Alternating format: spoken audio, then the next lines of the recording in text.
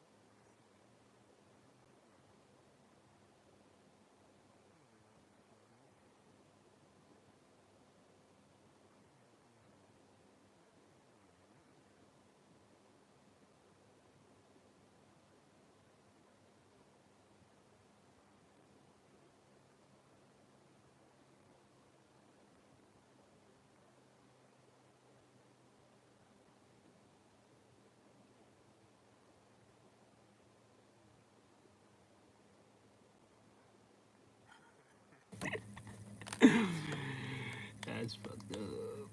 That's fucked up. I'm not even gonna do this now.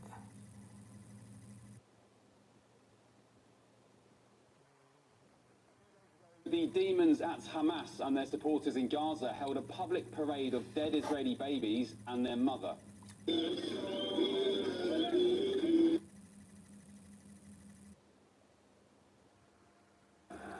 I'm not gonna indulge myself into bullshit.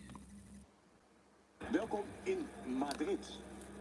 Thank you, man. Real Madrid, door de overwinning van Barcelona, staat nu derde. En als ze winnen van Girona komen ze ook weer op 54 punten. Staan ze eerste. Girona staat 11e. Courtois, keeper van Real Madrid. Mendy, Alaba, Raúl Asensio, Lucas Vázquez, Modric, Tchouaméni, Vini, Brahim Diaz, Rodrigo en Mbappé. Bellingham is dus geschorst omdat hij fuck you of fuck off zei tegen de scheidsrechter. Casaniga, Arnau, David Lopez, Krejci, Blind, Oriol Romeo, Ivan Martin, Chikankov, Van de Beek, Miguel Gutierrez, die is van Real Madrid geweest. En in de spits, Danjuma.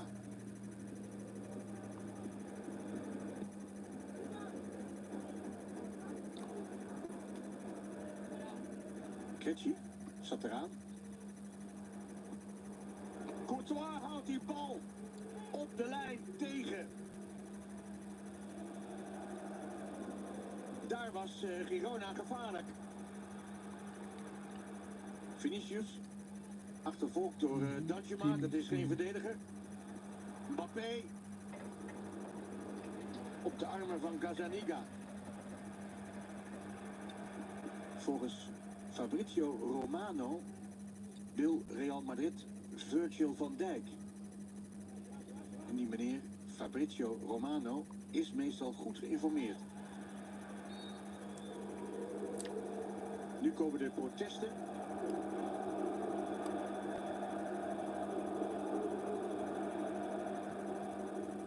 Protesten tegen de Spaanse voetbalbond.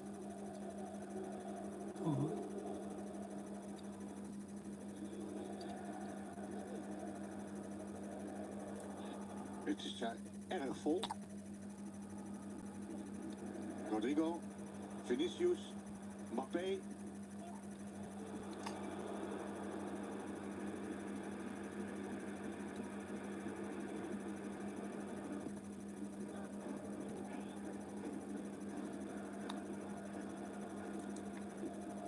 Lucas Vázquez.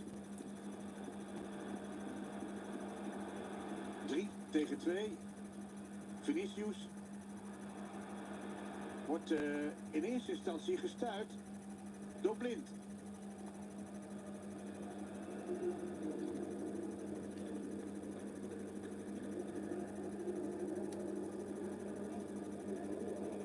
Mooi. Brahim Diaz, prachtige beweging. En Casaniga.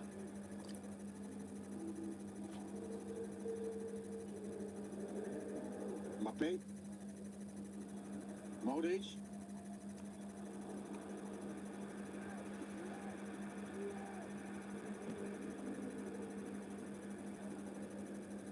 Schitterende beweging.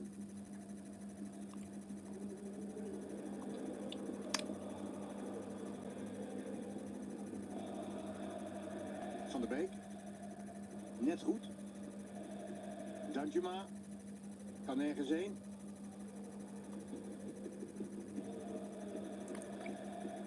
Miguel Gutierrez. Daley Blind. Danjuma, dit is een goede bal. En Courtois.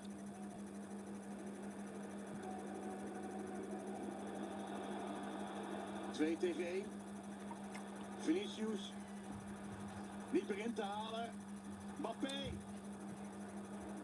Wilde schieten, maar Krejci pakte de bal van hem af. Van de Beek. You can't be demanding. You can't. So. Jezelf first. En de hand van Courtois. Aan de overkant zat hij er net aan.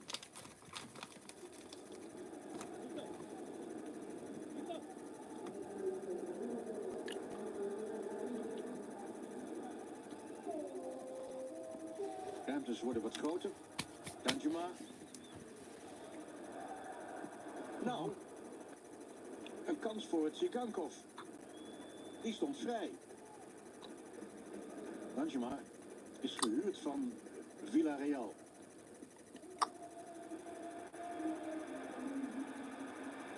Carvajal. Carvajal.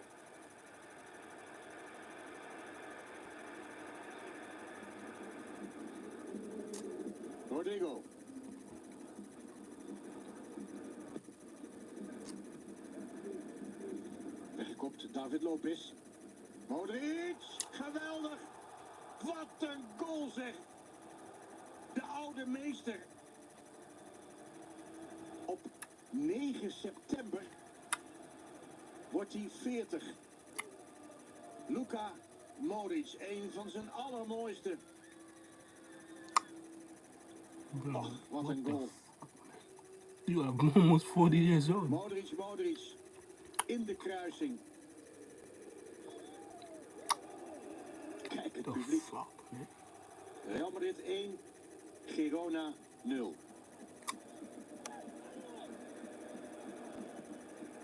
Modric. Vinicius.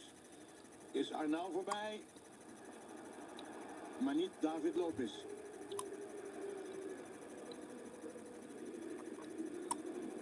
Mbappé.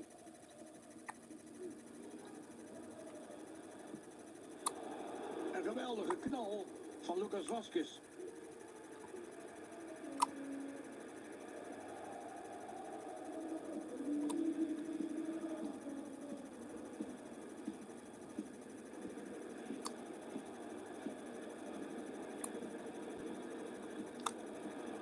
Danjuma.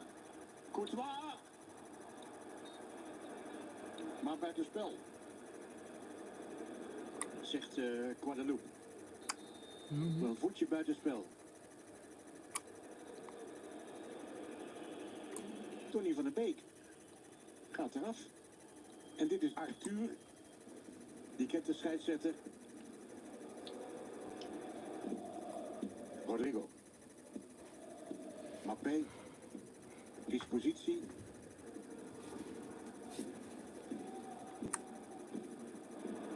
Brahim Diaz. De hoek was te moeilijk. Vinicius. Op de lat.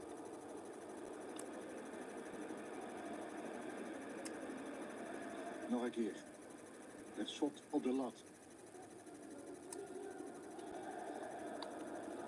Ivan Martin.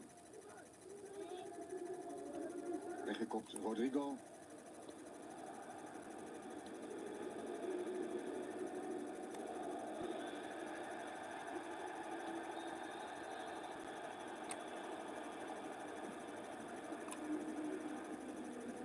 Ja, volgens mij is het een gelijk spel.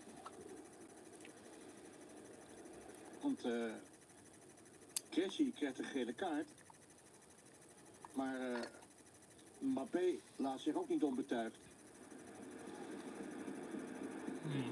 Modric. Kopbal Chouameni. Laat je maar eruit. Vervangen door Asprilla.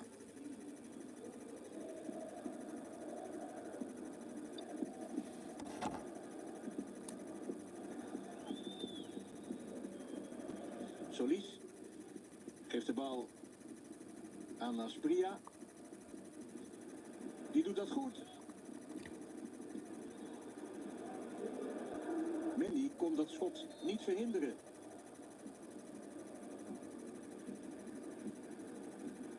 Asprilla. Arthur. Van de bal gezet door Camavinga. Good thing. Daar gaat Vinicius. Mbappé is in de buurt. Geef mij die bal. Zegt Mbappé. Nee, Vinicius wil hem zelf maken. Ja, dan lacht hij maar wat. Maar natuurlijk had je die bal aan Mbappé moeten geven. Mbappé staat helemaal vogelvrij. Mbappé vertrekt. Wordt er nog ingehaald. Geweldige actie van die doelman.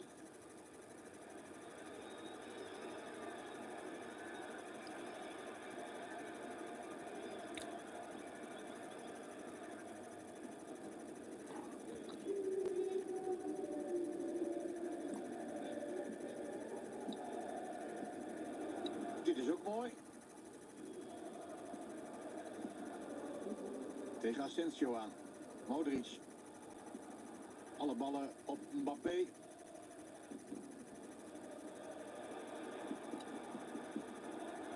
Vinicius. Geweldige goal. Ziek. Vinicius geeft die bal niet aan Mbappé. Maar Mbappé geeft hem wel aan Vinicius. Prachtig paasje. Zoveel gevoel in die bal van Mbappé naar Vinicius. Applauswissel voor Modric. Rudiger komt erin. Een geweldige goal. De mooiste van het hele weekend.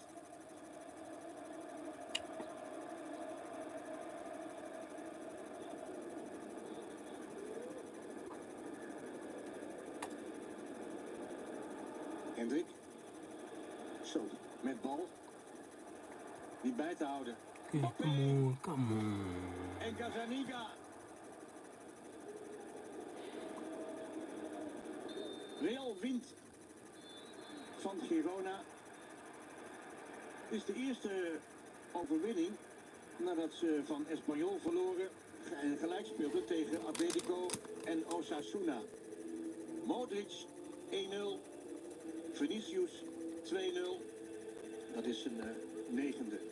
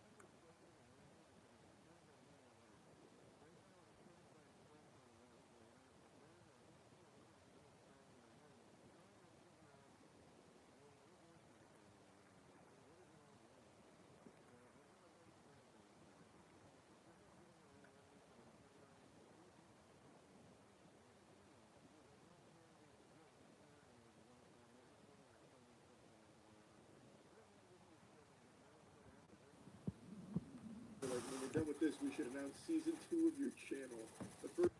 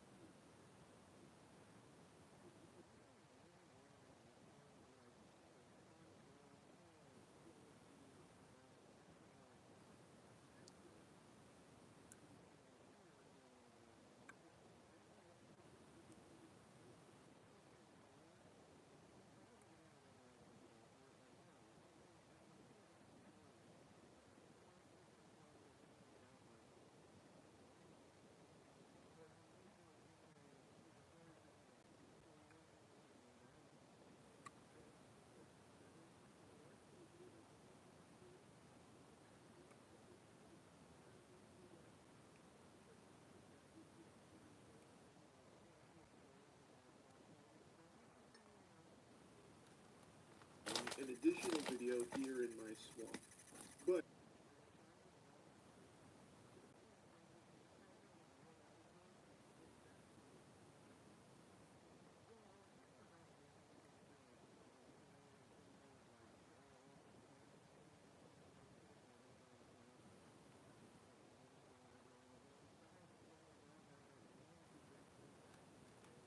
you know, and Patchy the pirate and friends are like, we've got to find the lost tapes, laddies. I don't even, Patchy didn't talk like that, but, and then they had that huge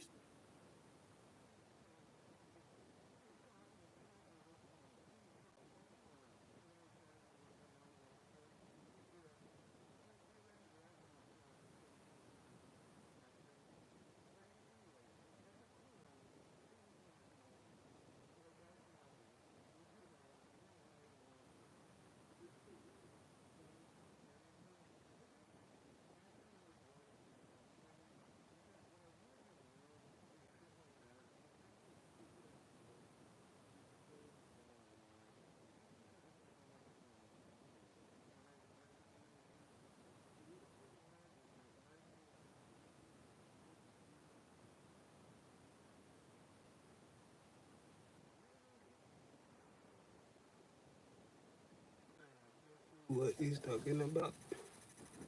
Season 2, Season 1, what?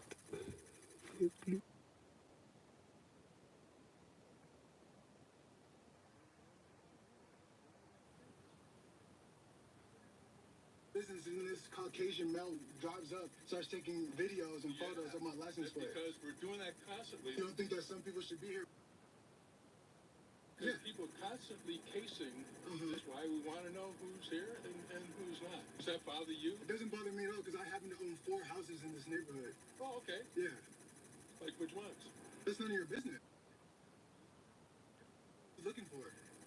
Oh, I'm just looking for people who, well, one thing is... I'm sitting in my car. I'm sitting in my car minding my own business. That's all.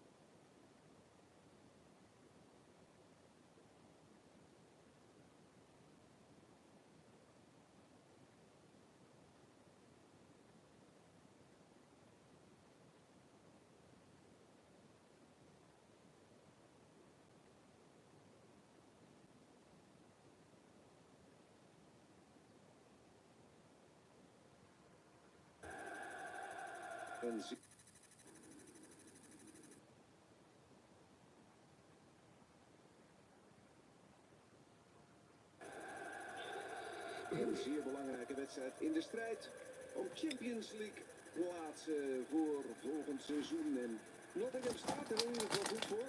Forest staat derde, ondanks dat het de laatste weken wat minder gaat. Newcastle staat door 3 nederlagen in de laatste 4 wedstrijden plotseling uit de top 5. We gaan kijken naar een interessant affiche in de strijd om Champions League plaatsen.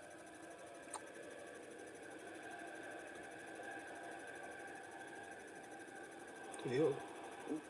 Wordt het ingeleverd, Hudson er door. En eerste schot op doel van Nottingham Forest levert meteen de openingstreffer van de wedstrijd op. Murphy laat zich zomaar aftroeven en ja, Pope staat niet goed in het midden. Gaat hier van alles en nog wat mis bij Newcastle.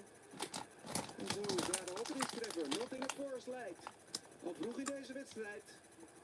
Er is werk aan de winkel voor Newcastle.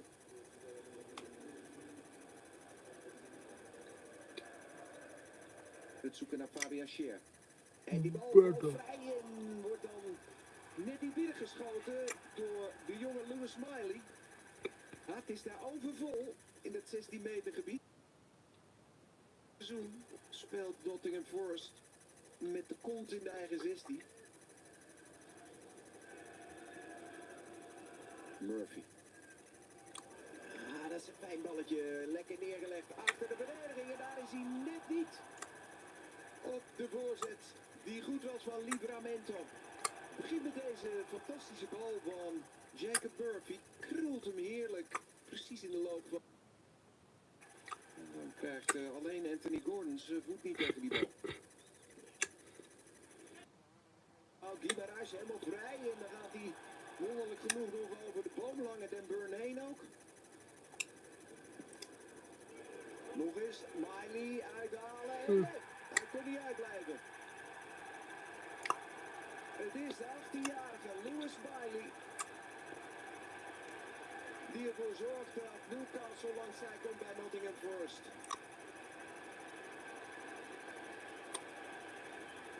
Totaal mislukt de bal van Lewis Hall.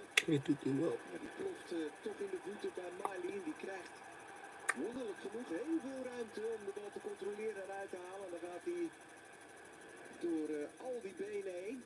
Kijk eens hoeveel verdedigers er staan. 1, 2, 3, 4. Maar ze kunnen de bal niet keren. Newcastle heeft de schade gerepareerd. Hudson-Odoi. Hudson-Odoi, de man van de goal. Nu is het opeens vol. Hudson-Odoi komt toch tot een schot. Hoewel de redding van Nick Pope niet al te ingewikkeld.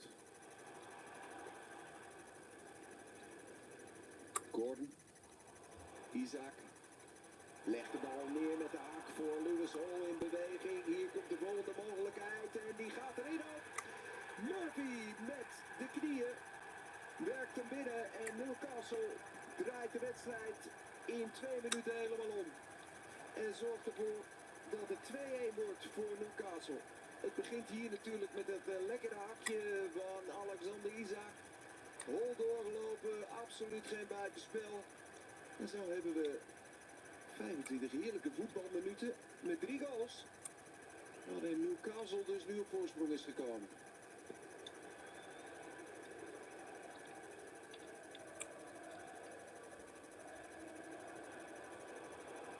Isaac, weer uitgeweken, weer aanspeelbaar. Vangen door Nico Dominguez, legt terug. Eens. Denk ik. Van Aida. Dit is. Gillett wil nog niet fluiten, maar gaat nu wel even luisteren. Hol geeft voor. En die bal komt wel degelijk op de arm van Ola Aina. Penalty gegeven.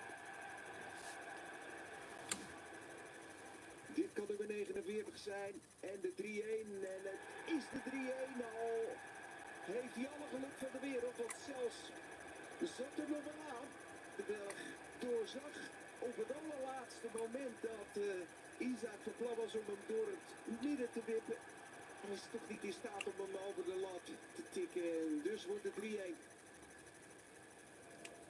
Het past in het beeld van Forest in de afgelopen weken. Rare uitslagen. Met veel doelpunten. Verloren enkele weken geleden 5-0 van Bournemouth. Wonnen een week later met 7-0 van Brighton. En nu, na ruim een half uur, 3-1 achter tegen Newcastle. Daar, de versnelling.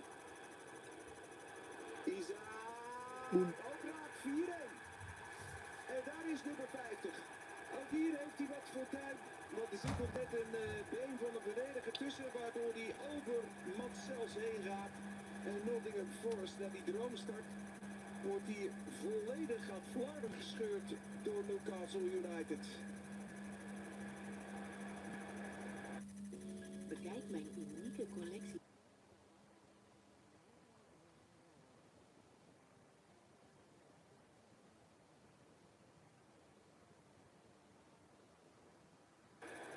Eerste corner na rust is voor Newcastle. En de bal valt op de lat. Daar was bijna de 5-1. Die spelhervattingen zijn gevaarlijk omdat iedereen kijkt naar Dan Burn. Maar Scher is misschien wel een betere kopper. En hier laat de Zwitser dat zien. Lat, het is de paal.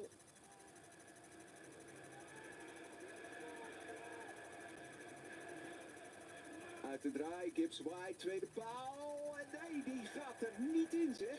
Dat Dat was toch een reuze kans voor Anthony Elanga om de eerste narust te maken en een 4-2 van te maken en iets van spanning terug te brengen. Voor Elanga om zijn voet daar lekker tegenaan te krijgen. Prachtig, daar is hij. Als het buitenspel is. 4-2. Milenkovic.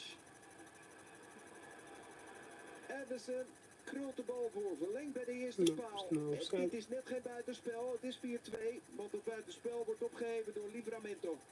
Prima goal van Nikola Milenkovic.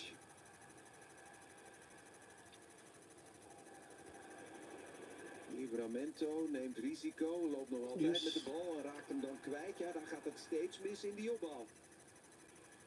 Hier net op tijd de bal gespeeld door Lewis Hall. Goeie tackle op de bal. Uitstekend gedaan deze sliding. Corner en daar is hij niet. Oei oei oei. Daar was bijna de spanning helemaal terug. Wat maakt Newcastle het zichzelf onnodig lastig in die tweede helft. Verheerburg, bijna daar, één handje Poop, het is net voldoende. Murillo, nou, ze lopen elkaar in de weg, maar nog altijd de Braziliaan opnieuw naar de zijkanten. Nu tijd om die bal goed voor te geven. Aina, één keer kappen, dan is daar heel veel ruimte. En had dit toch echt de 3-2 moeten zijn en de tweede van de wedstrijd voor Milenkovic. Maar ongedekt zeg.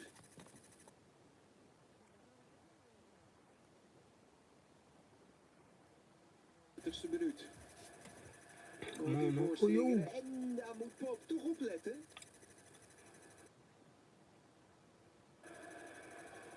Yates, Guimarães, duwen trekken. Bal tekort en die valt wel goed. En dan ingesloten de Gibbs Yep. White. Het is 4-3. Yates die hem maakt. Het is 4-3. En we gaan naar de blessuretijd. Forrest echt weer helemaal terug. Maar wordt de aansluitingstreffer hier niet te laat gemaakt? Weer uit een This is corner. stupid, bro. Net als bij de 4-2. Gibbs White schiet. En dan komt hij via Cher voor de voeten van Yates.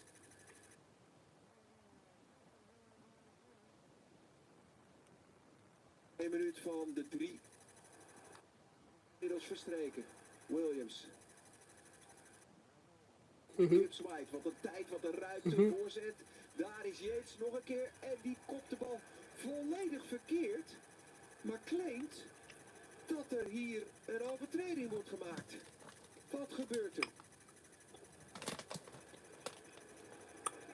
Oeh ja, op het moment dat hij hem kopt, glijdt daar Anthony Gordon onderuit. Dan leek het er ook op dat er natuurlijk al een duw in de rug zat bij Anthony Gordon. En ik denk dat dat als eerste wordt genoteerd. Nog altijd fluit hij niet af. Aina van ver. Gibbs White. Gibbs White. Komt er nog een vrije trap? Nee. Jongen, jongen. Wat een kluwe aan spelers. Wat een gevecht. Dit is pupillenvoetbal. Belangrijke punten in de strijd om Champions League voetbal. Wilson. Misschien wordt het dan nog 5-3. Wilson. Nee. Afgeblokt. En nu zegt de scheidsrechter. Het is gedaan. Newcastle was herenmeester voor rust. Kwam op 4-1. Maar na rust begon het te rommelen. En liet het Nottingham Forest nog terugkomen. Tot 4-3. En was het nog billen knijpen. Maar uiteindelijk is het toch Newcastle. Dat wint hier van een directe concurrent. Op 44 punten komt. Nu bij Nottingham Forest. Dat dus niet profiteert van de uitglijden van Arsenal.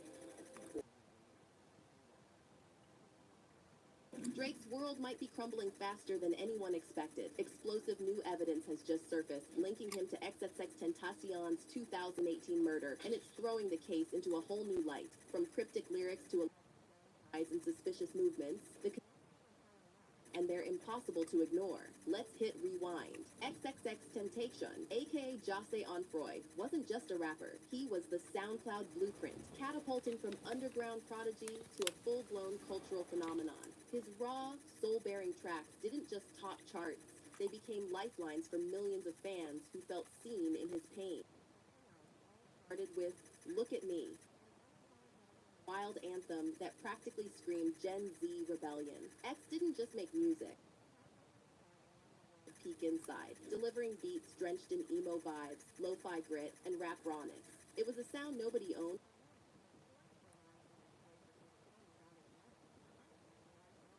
Was a storm of legal troubles and shocking allegations from a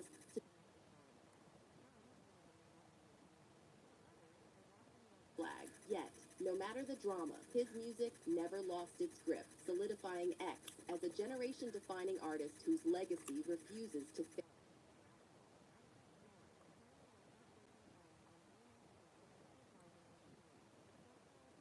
Born Jossie Onfroy was leaving Riva Motorsports in Deerfield. It was broad daylight, but that didn't stop two masked men from ambushing him in his BMW i8. These guys weren't playing. They bags stuffed with $50,000 in cash withdrawn earlier that day to buy a new motorcycle, but things turned deadly fast. Surveillance footage later revealed struggled, refusing to give up the bag at first. Then, in a shocking moment that still haunts his fans, he was shot at point-blank range. It was over in seconds. The killers but pronounced dead soon after. The news broke, leaving fans worldwide heartbroken and the hip-hop community in rawness and talent that felt untouchable. To think his life was cut short at just 20,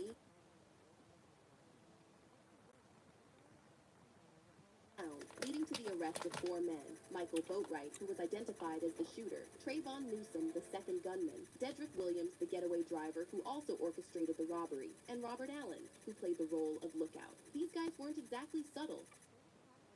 Cameras buying masks and gloves at a local store just minutes before the actually folded under the pressure. In 2022, he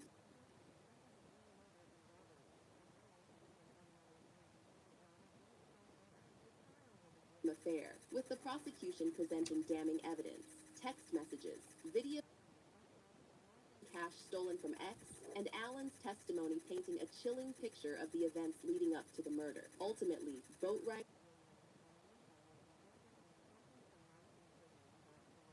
justice seemed to have been served, or so it appeared, while the convictions closed.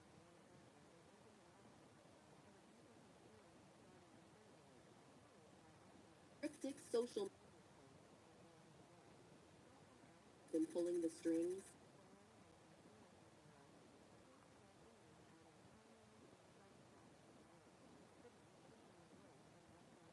Temptation wasn't your run-of-the-mill rap feud. It was strict TV levels of drama.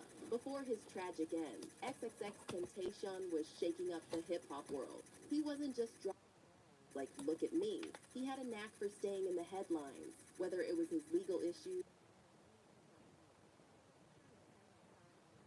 It wasn't just drama, it was career rocket fuel. Back in early 2017, Drake was on his world tour vibes, soaking up culture and flexing his global reach. But let's not sugarcoat it. Drake's been a where Drake previewed a track called KMT featuring you. It dropped, fans couldn't ignore it. The flow, the cadence, way too close to X's Look at Me. Was it a lot of people were side-eyeing Drake, accusing him of hopping on X's wave while also riding Gig's grime energy, double-dipping into cultures? That's the vibe people were getting. Drake, of course, wasn't about to let that narrative stick. In an interview with DJ Semtex, he played it off casually. And I'm seeing all this on my IG under like some random picture of people being like, oh, you took this kid's flow. It's like, yo, what's happening to me right now? You know? So I'm I'm sitting there, I'm trying to read, like, figure out who they're talking about. I find out who they're talking about. I go. The extension. I don't even think that's how you say his name. But yeah, that's I tried to. they call him X. extension. Yeah. So anyway, I go and I find what song they're talking about. But I'm like, okay, I see where people.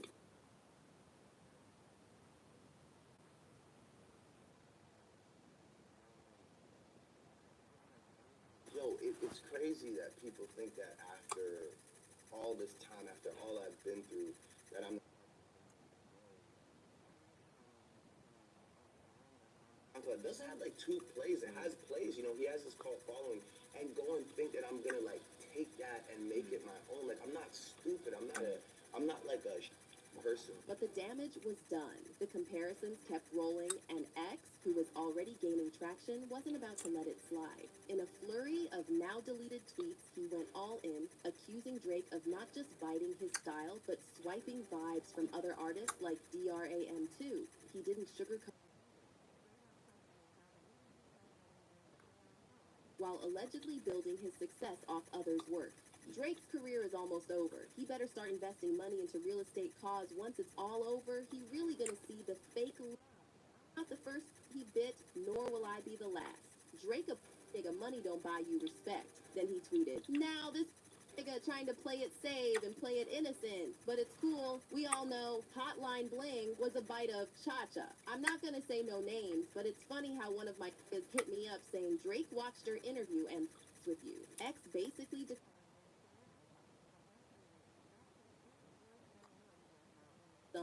Sure, the tweets are long gone, but screenshots, they're forever. Here's the kicker, though. X wasn't exactly breaking new ground. In 2015, Lil Uzi Vert was Cyan Trunks. A full year before, Look at Me even dropped. Still, X wasn't backing down. Even from behind bars, he was making noise. He hit up DJ Academics, doubling down on his claim that Drake jacked his style. X insisted Drake knew who he was long before KMT came out.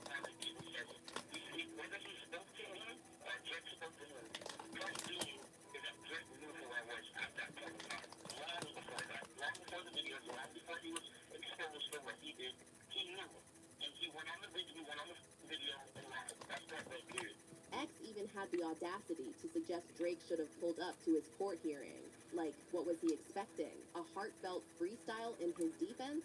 Let's be real, Drake wasn't about to involve himself in all that mess. The guy's got a lot to lose and zero reasons to back. But X didn't stop there. That's all like feuds.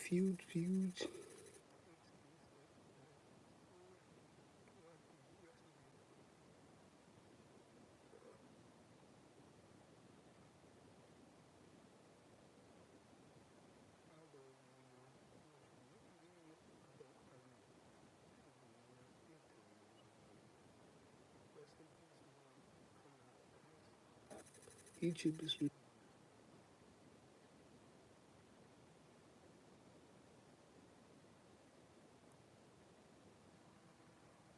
Staat nummertje 18 in de Premier League met 17 prestatiestreep. Dit jaar nog niet gewonnen. Sterker nog, speelt.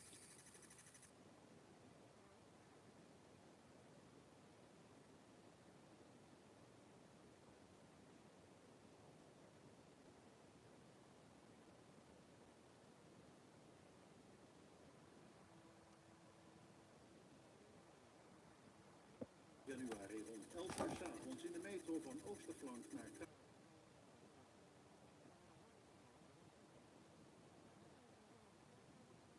En vervolgens lopen die 2 meiden uit dat groepje op haar af. En zij voelt zich heel erg bedreigd, dus ze wil eigenlijk meteen de politie bellen. Ze wilde ook een foto maken van de situatie. Nou ja, vervolgens werd er meteen de telefoon.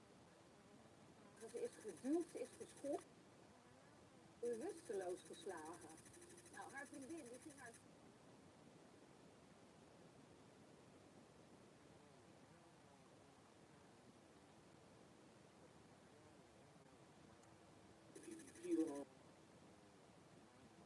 Because of it, my face.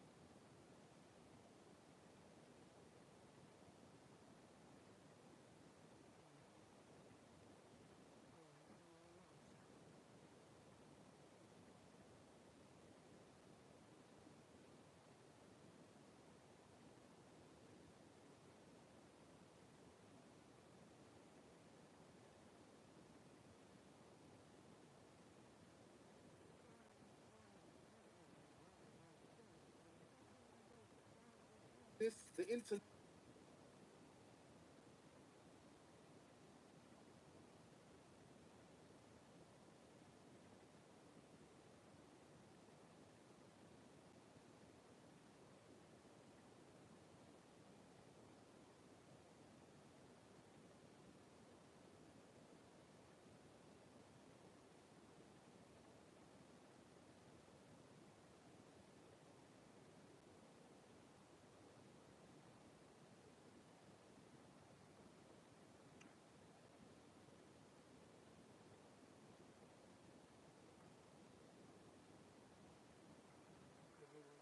But at the same time, don't don't lose yourself.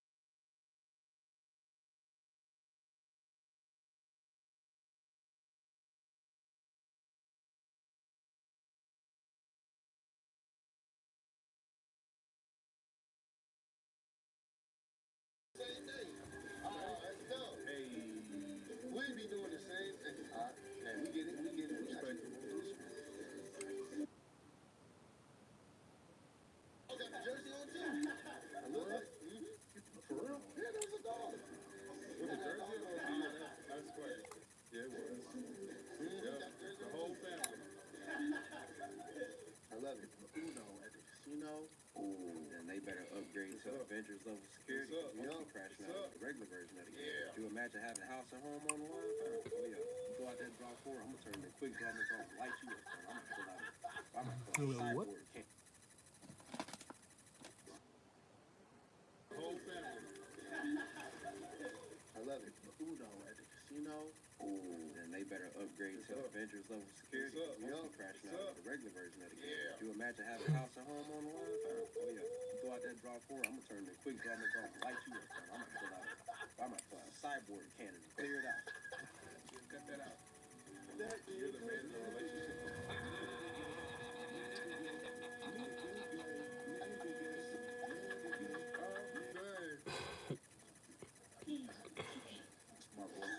No.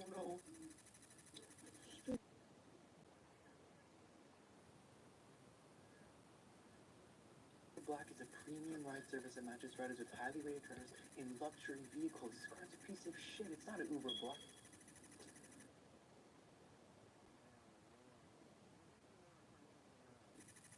Then I guess I'm calling in sick. You didn't think I had a backup plan? You just activated a trap car. Yeah. I don't even know why they call it a request. It should be called a PTO warning. Right. Because the only thing you can do is prepare. Get it. Nah, does that say Everclear? Not seen that. Green Where's alcohol. Fireball?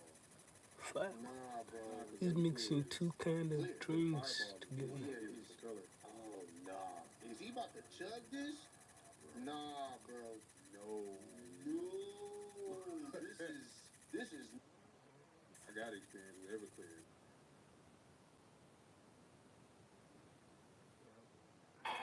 People, That brother making rockets. Yeah. You never seen nobody.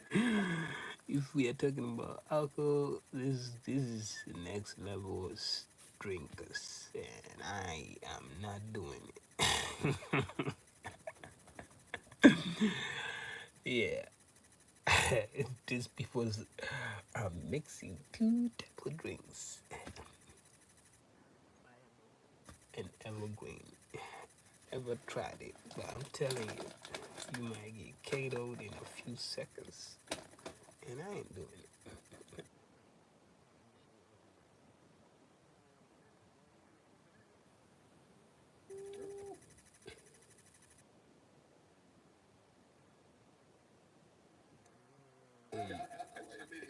Hey, yo,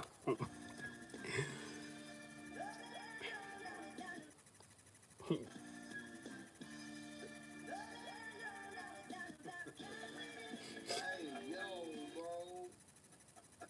Boy, what the fuck? Did that for watching me scoop my chair across the floor to pet his pet. And then you're going to put 3 ounces Oh, of yeah, I've bourbon seen in. this one. So this is a pretty strong drink. Jim Beam. And not that many people order it anymore. That don't look like no 3 ounces I've ever seen. Are you measuring in dog years? If that is 3 ounces, then that right there is 6 inches. That means we're back, boys. Let's go. Hey, Joel, there's 100 dicks on the...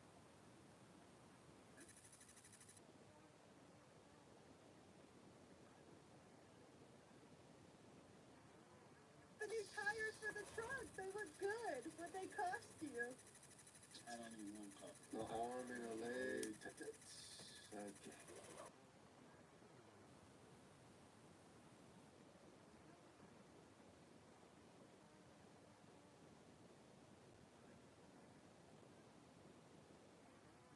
The new tires for the truck, they look good. What they cost you? I don't even want to talk. Leg. Okay.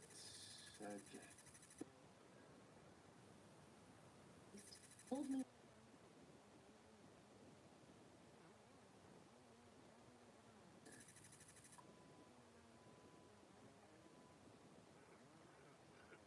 Looks get real.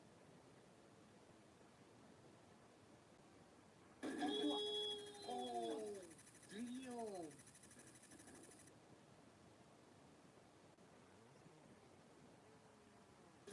Somebody check on him, fam. Did he get in? I gotta reposition myself. Yeah, it looked like he said. It went on. Yeah, bro, sometimes you gotta get a better angle. Yeah, see? Look at that, he went willingly. Oh no. Oh man. No. Tap. We will tap it out. Nah, we don't tap it out. Tap out. How dare you?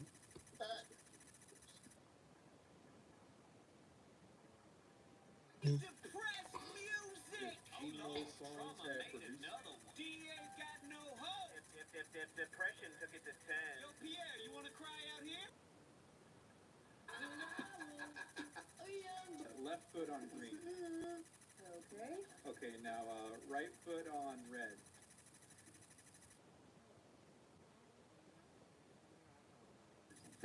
Now left hand on yellow. right hand on blue. All right. What move next?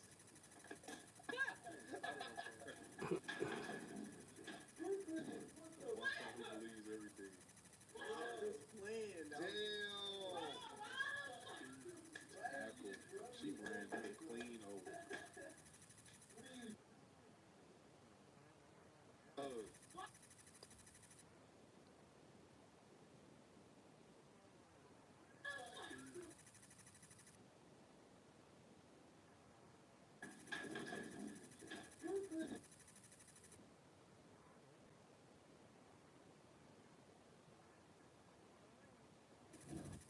What move next?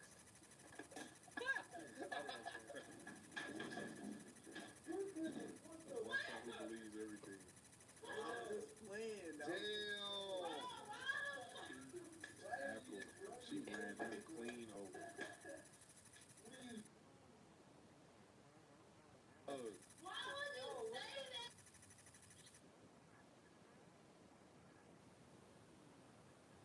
Low key. I never had that. Well, that sounded juicy. How'd it taste? It's that good? And I'm gonna bust it up later. It was that good. Yo. Nigga, why did you eat the shell?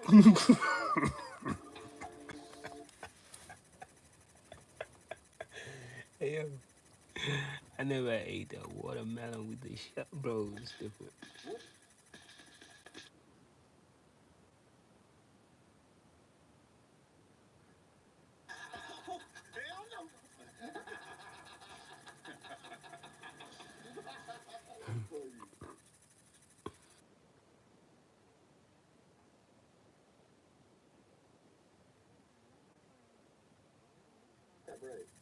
You would never.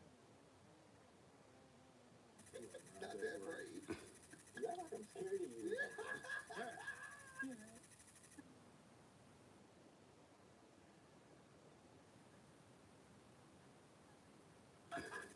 Hey, how'd it go? The fuck? Polio, lekker lang genieten. Nu in. Wij helpen jullie. De eigenaar van Hus en ik laat je zien hoe het bij ons achter de schermen aan toe gaat. Good. Doctor says she's about 6.5 pounds. Wait, that is...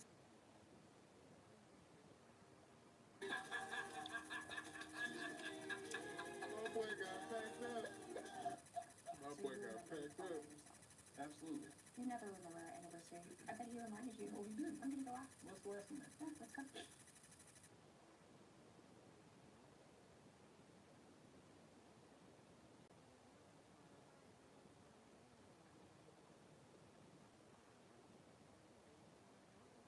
Our anniversary. Quick, come in, let I'm sorry, Ma. I can't really remember. I lost $20 today, and I'm been trying to look for it. I've been looking all around the house, and I don't know where I put it. Remember I told you I found the $20 on our first. I told you that. You just go get it. It's in our room. Remember that. Appreciate that, Dad. You told me today was your anniversary, and y'all. That was slick.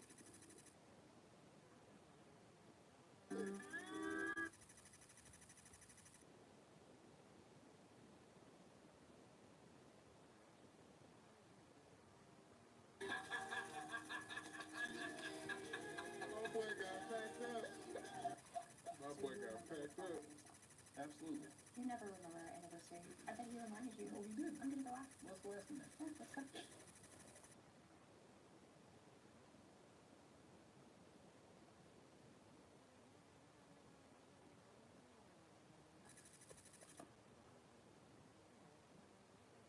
Our anniversary. Quick, come in, let I'm him know. sorry, Ma. I can't really remember. I lost $20 today, and I'm trying to look for it all around the house, and I don't know where I put it. Remember I told you I found the $20 on our first. I told you that. You just go get it.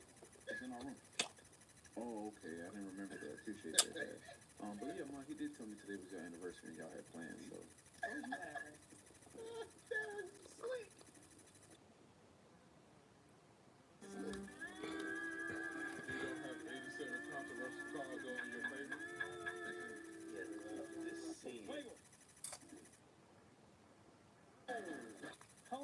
faces on a rocket-powered pogo stick. Goliath never stood a chance. And I'm just now realizing that it wasn't just because God was on David's side. It was because David was slinging rocks that mocked Jesus. It was already predetermined by ballistics. Yeah, but play it. That was cool. What they meant by rock? If cheetahs are not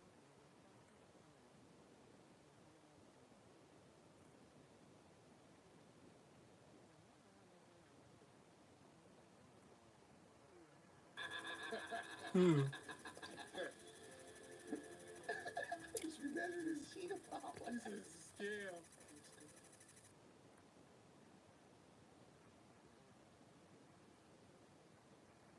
Be careful, mink is what you know.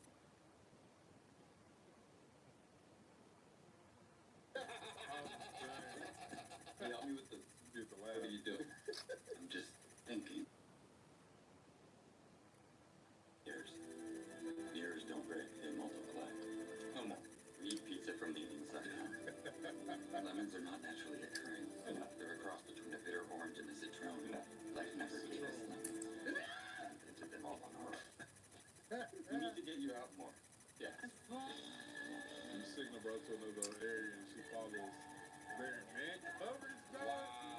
Come on, bro. Not man coverage. 6 years old, policy. So.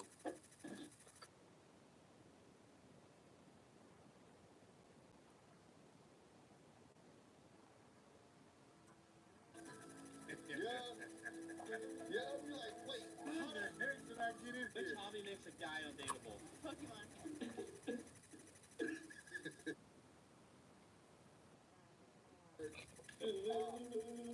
I'm doing my part. I'm doing my part. I'm doing my part. I didn't do fucking shit. learn that. Hey.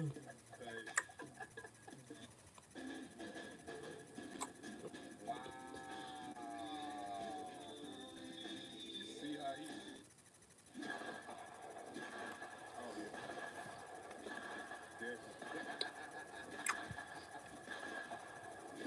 yeah. Where you got the other thing? There I go, bro. Just like that. Yeah, all the spades. Take some cheese spades right now.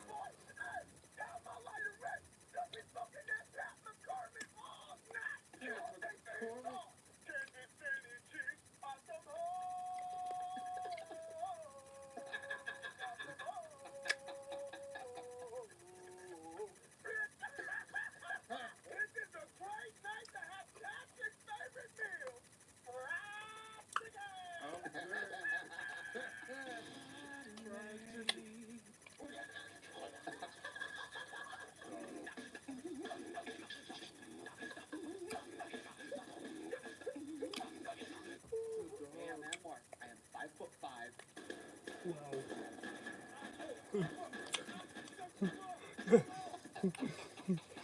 And why was it given to you? Love to watch Henry.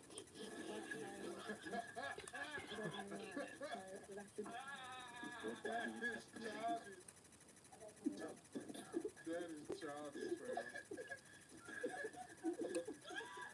That's childish, bro. Damn, bro. Yeah. What are you doing?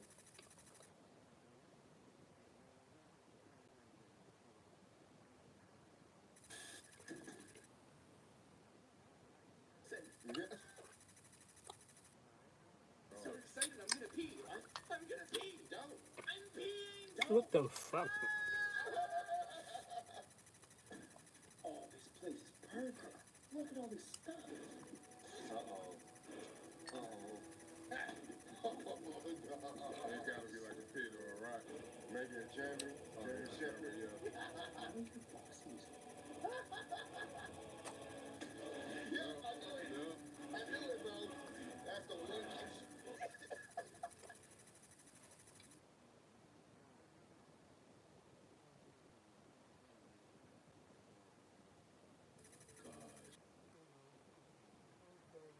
This did it. 9. Holy fans and only fans. The chances that I get when I spot my students. I really thought. Yes, I'm here.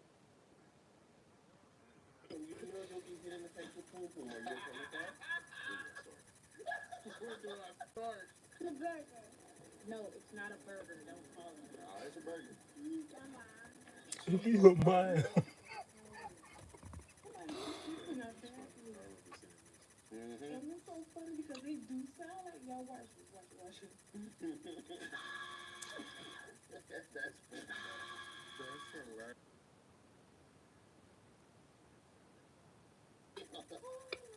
That's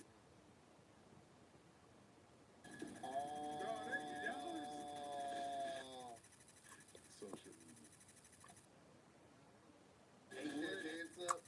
She ate that dance. Hello?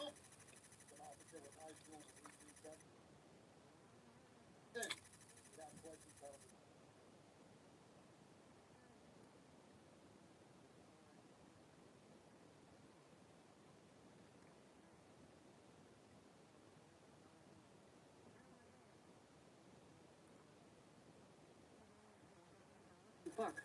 Nou, de lekkerste bonen, linzen en kikkererwten. En die pak je omdat ze je gerecht nog voedzamer en lekkerder maken. Of als je een keertje geen vlees wil eten bijvoorbeeld.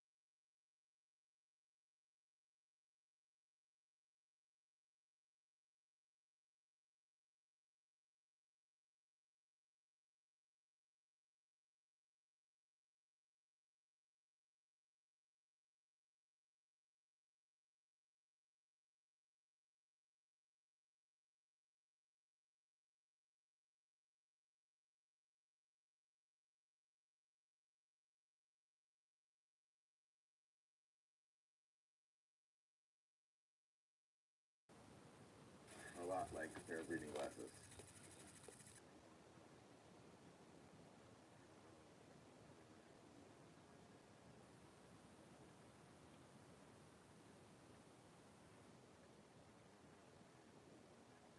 Your face as often as possible.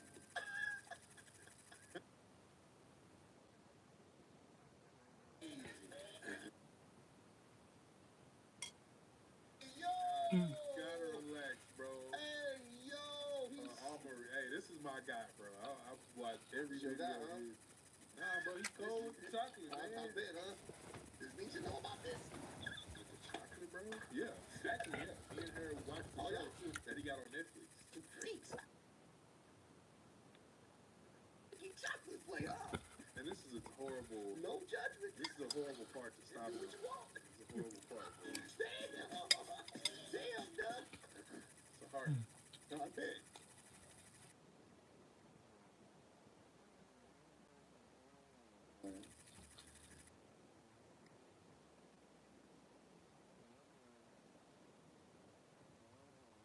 Whoa. So you gonna do... Damn.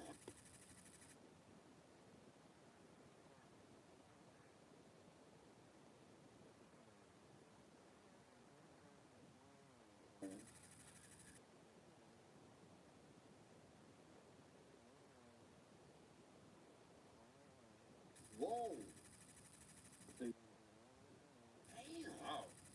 And Not now, her.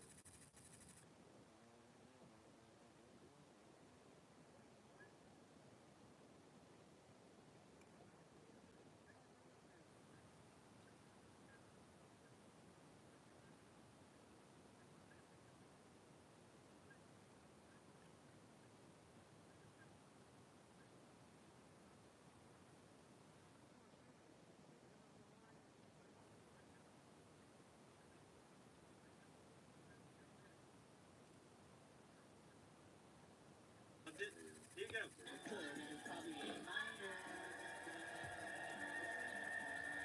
That's wild. yeah. Babe, my Aunt Lou is visiting. Can we go get...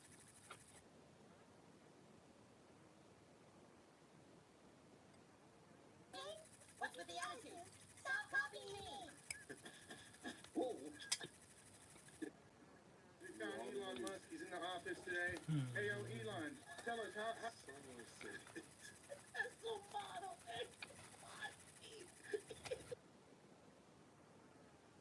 Okay, no, don't do it.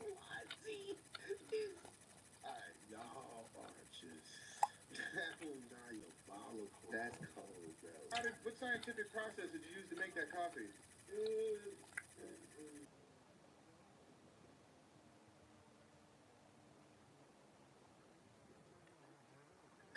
I didn't know they made handsome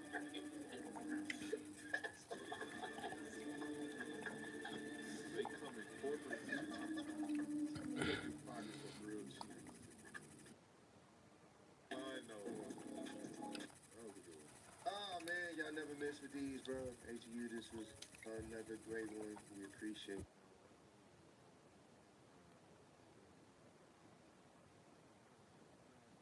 Link down the original video, as we always do, so show them some love.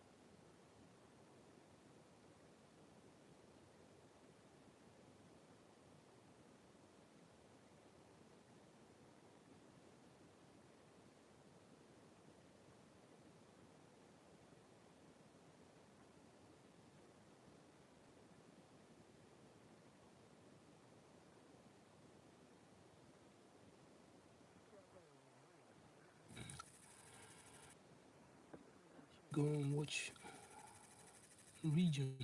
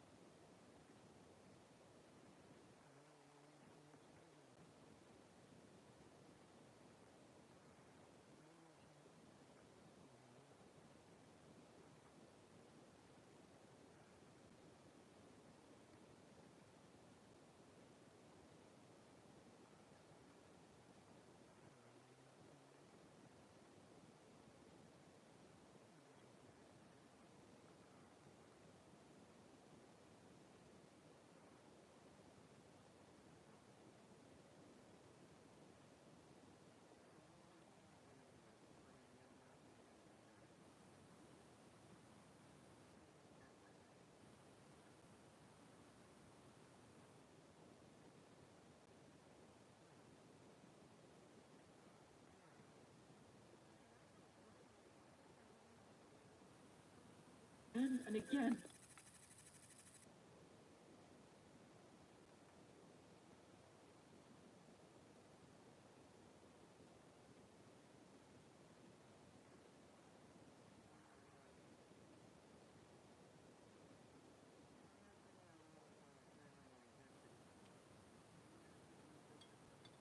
Person of all time. Well, maybe it's a tie between him and the 50-year-old virgin Skippy.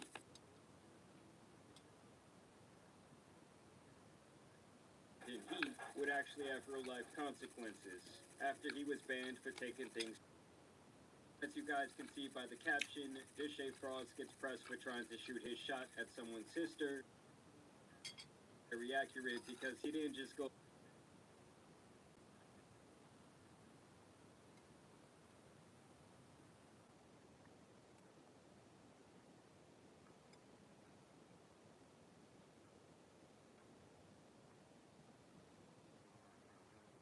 Britain, Germany. He says, what's really happening in Germany right now? I'm telling you.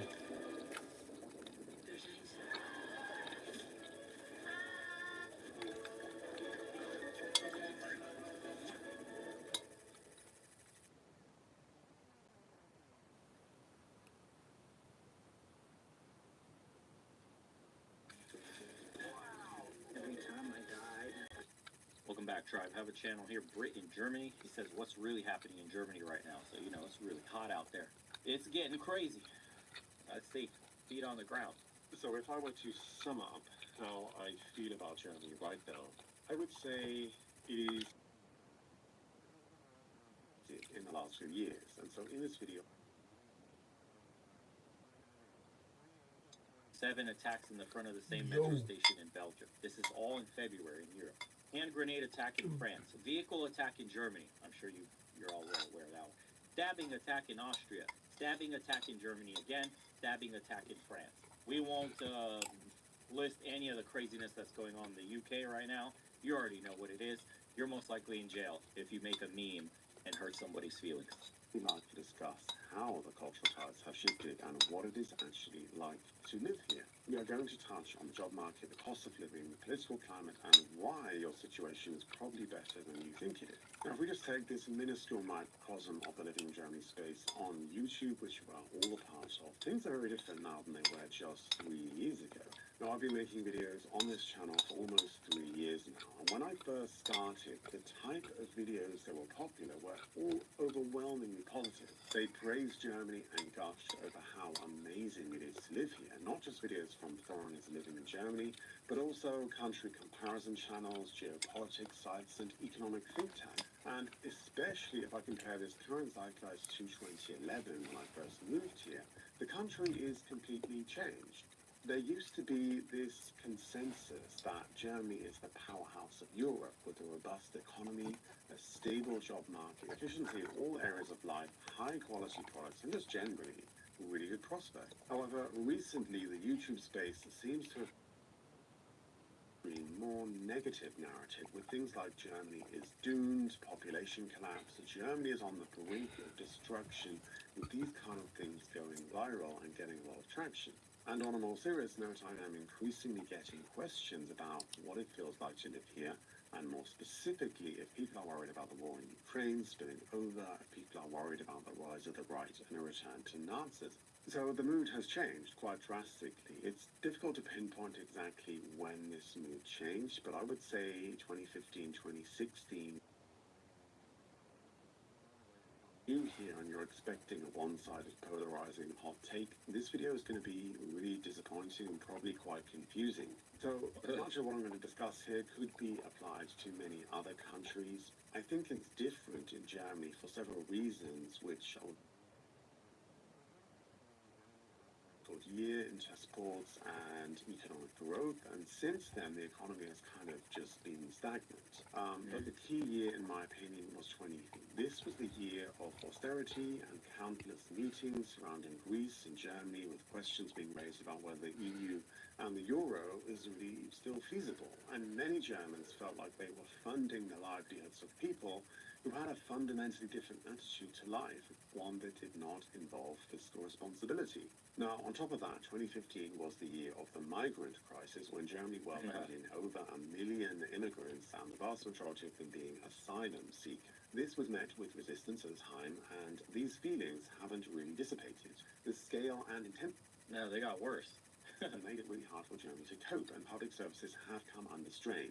Now, if you are gesetzlich versichert or have come under strain. Here's what under strain means exactly. According to data from the German Federal Labor Agency, 71.3% of families receiving social assistance in Germany are foreigners. Percent of social assistance from the government handouts, are to the foreigners. Why do you think everybody keeps going to Germany? All the Africans and Arabs are just swelling in there. Why? Because they're receiving government benefits. Over 70% of the benefits go to the asylum seekers. That's crazy. Publicly insured and live in a large city, then getting a doctor's appointment can really take months. Obviously, the privately insured, that's a different matter. But the problem is exacerbated by Germany's immigration laws and bureaucracy. Asylum seekers are not actually allowed to work while their application and status is being processed. And because of the scale of asylum seekers, this means that some applications are caught in a backlog and can take up to a year, sometimes even longer, to process. So this really does appear to be a lose-lose situation. They can't start a new life, and so this leads to frustrations on both sides. On top of that, there is also the development of what some are calling a two-tiered system in the German labour market, which I'm going to get into in just a minute. But during the application process, asylum seekers can be supported by the state. They get housing, allowance, and other kind of benefits like free language courses, and this obviously breeds further resentment, not just from Germans, but also other immigrants who are trying to integrate. And all this resentment is stoked by the fact that the cost of living is rising, and people just feel cheated by the system. The political situation is heating up, and things seem to be developing quite rapidly. So the CDU party, who previously stated they would never work together with the AfD, seem to have worked in collaboration with them in order to get new strict immigration. This has caused uproar in Germany as political... Yeah, and strict is really super liberal compared to state like America. I have to say this, white peoples are easy to sugarcoat certain things that are happening to peoples. You know what I mean? Asylum seekers or whatsoever, they can be very harsh.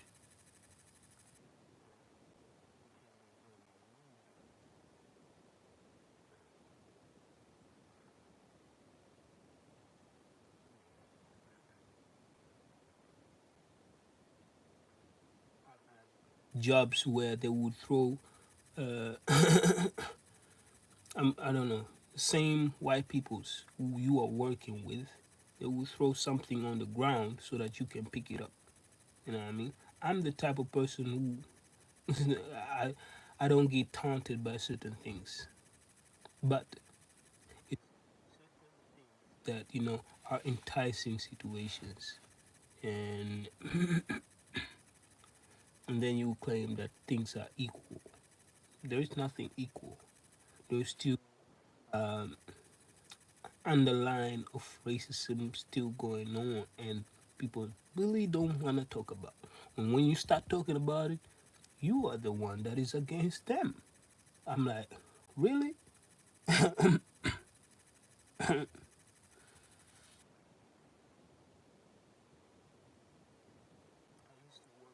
Sales, and then I I went door to door, knocking on some people's houses, and then you know what they would do. Now I've had this one occasion that a guy came all the way down from his apartment and literally threw water over me. I had to call my manager to come there, and guess what? They did nothing, nothing. And it's certain situation when I did something to him, when I decided to go with a certain a gun or a knife so that I could, to tell certain people that really certain things I don't sugarcoat it. I don't like it. You know, I'm not for that. Would they understand? No, of course not. And when you start talking about it, would they even listen? Would they even take you serious? No, no. All this other stuff, not so relevant.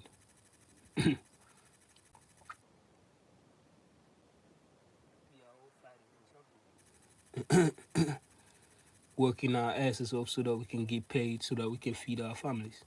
But at some point, we are being hunted.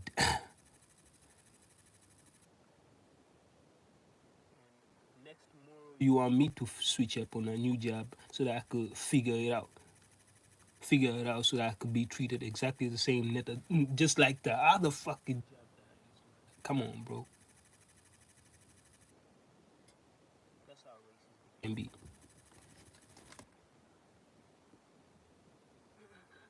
And whether your manager is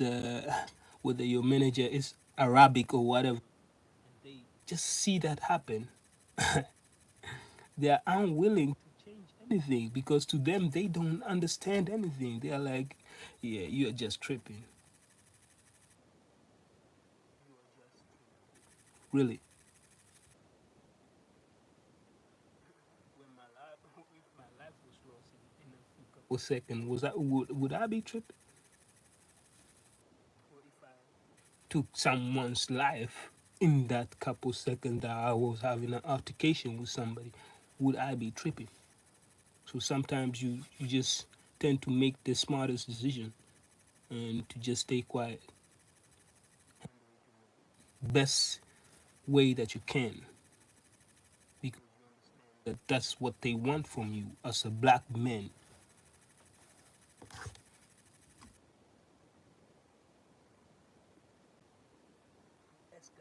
Situations. Therese Kaiser, she was charged and fined 6,000 euros, guys. This is a politician in Germany for posting a fact about immigrant statistics and crime rates. A politician was fined for posting this. This is directly from, I can't even read all this stuff. Literally from the government. These statistics are from the government on the government website. And it has, in Germany, Afghans and Africans are proportionally 40 times and 70 times more involved in gang rapes than Germans. Number of suspects for gang rapes per 1 million inhabitants. Germans are zero point 0.6. Foreigners, excluding Afghans and Africans, are 3. It's 23 for Africans, and that number shoots up to 41 for Afghans. Remember, 40 times and 70 times more involved in that behavior. Europe's supposed to be safe, but it's not. It's not. I'm telling you, it's not. It's not safe anywhere. Messed up for the amount of people that got that lost their lives in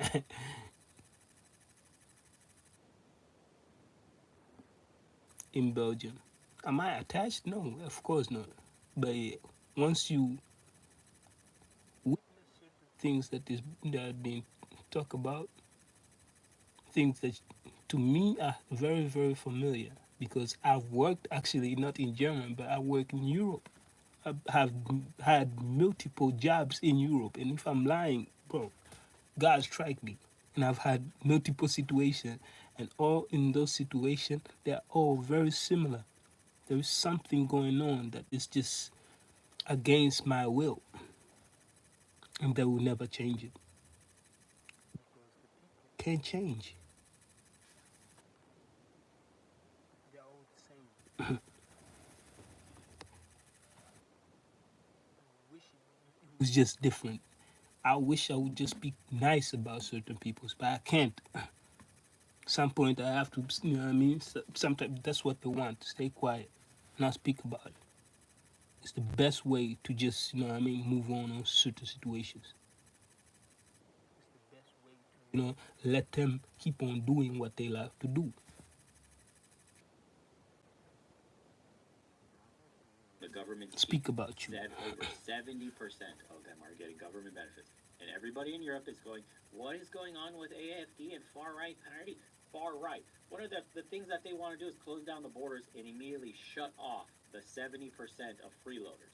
That is considered far-right in Germany today.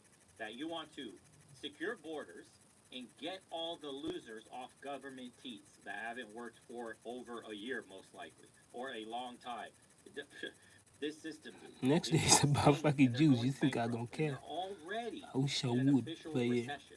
And they're already struggling because the energy sector got absolutely rocked from Nord Stream 2 shutting down and basically sanctioning Russia for the war in Ukraine. They had dependence, energy dependence on Russia. They got absolutely smoked.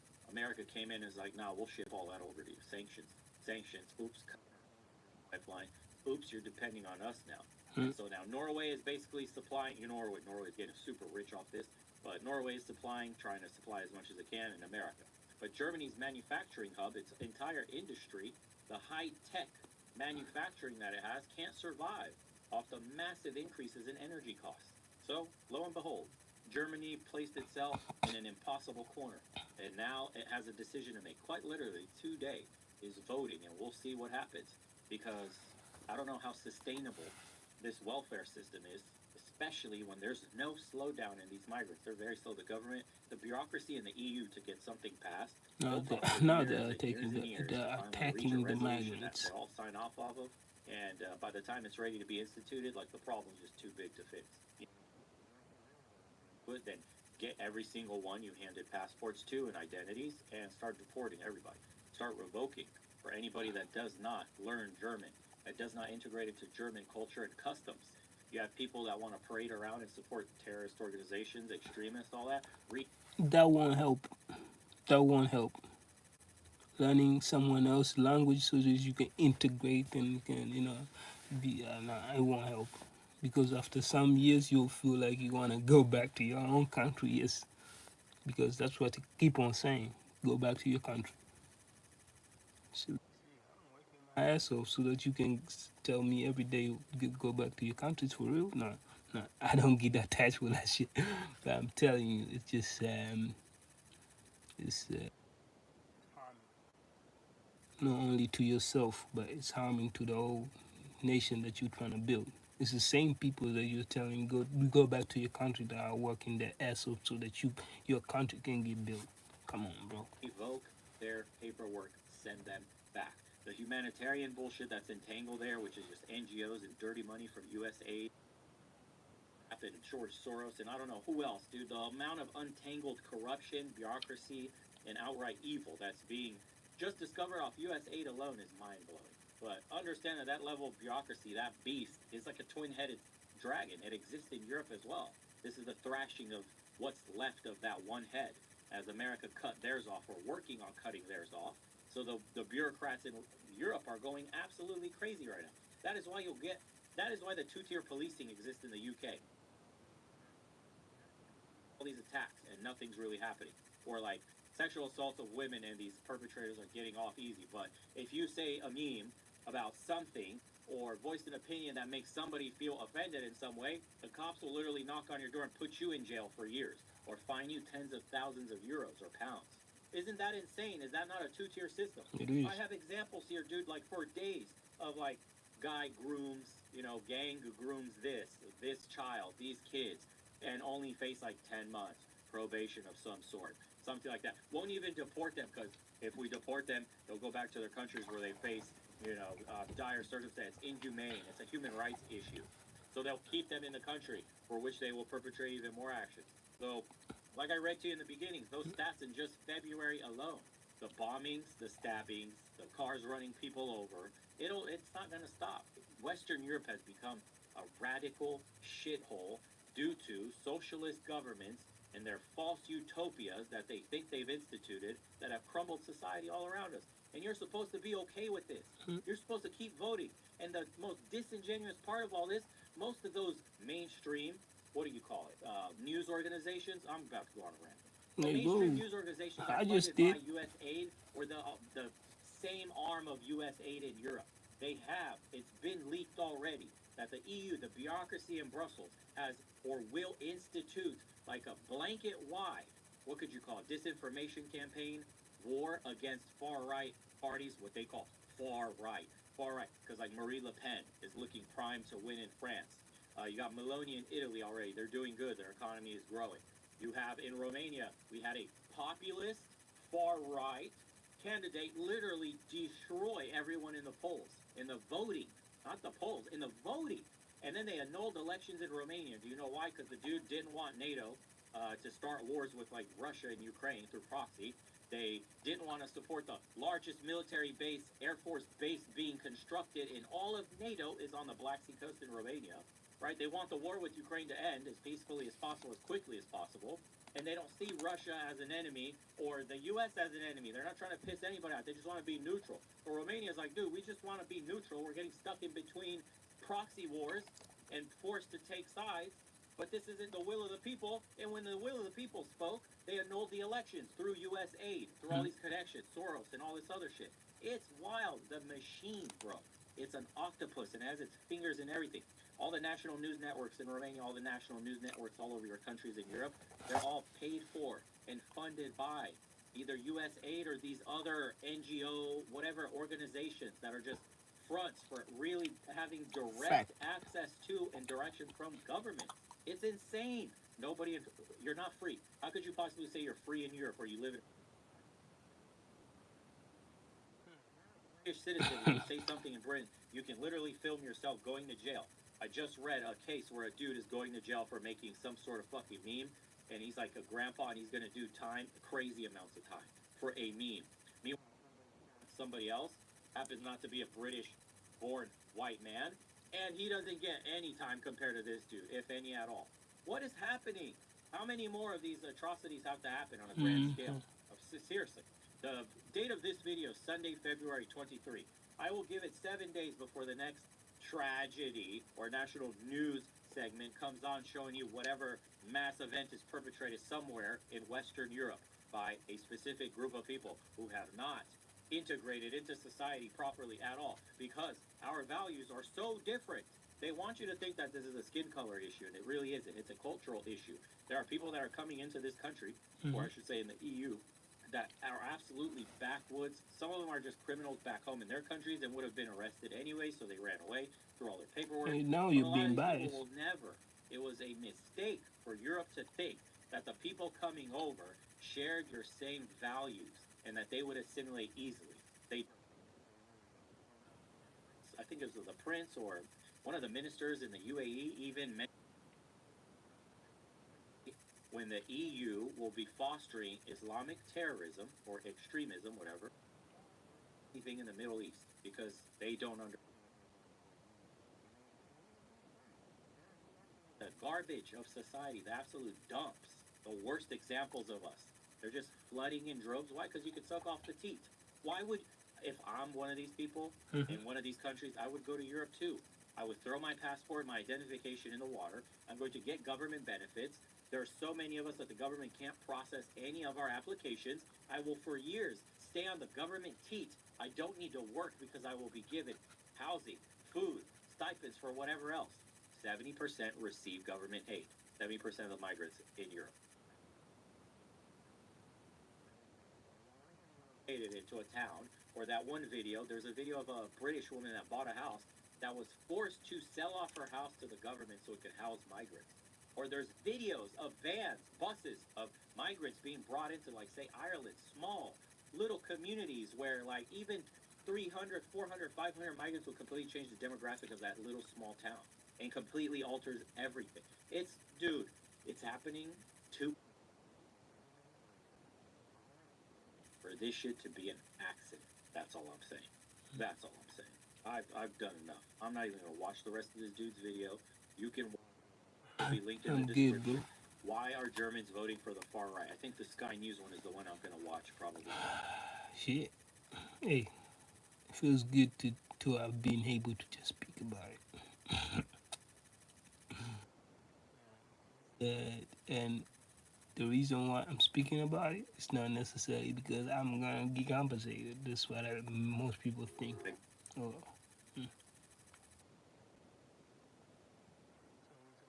it's always about money with people. Maybe it is, you know what I mean? I hope, in the near future when they get to listen, then they will understand that, yeah, maybe it is about money. Let's get paid. Let's get paid about the right amount instead of what they're actually giving. If we ain't getting shit,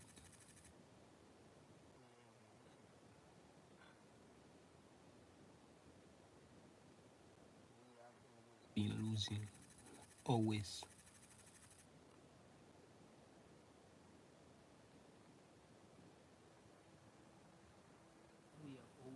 Been losing.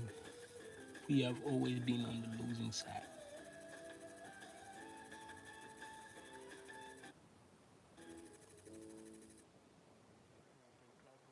Greatest in your ass in Europe and think that you're gonna get a better life? No, forget it. Hello, guys and gals. Me, Mudahar, in North Korea performs one of the Unless you most got, massive hacks ever unless you got overseas. A hack so a incredible Dutch that they parent, then allegedly they stole probably you 1.5 are billion safe. US dollars. So, again, ladies and gentlemen, to kind of start off with what we're going here, obviously, North Korea is not a small, jokey country. Interest in North Korea. Throughout my history, I've covered things like their derelict, dangerous people, precious virtual machines.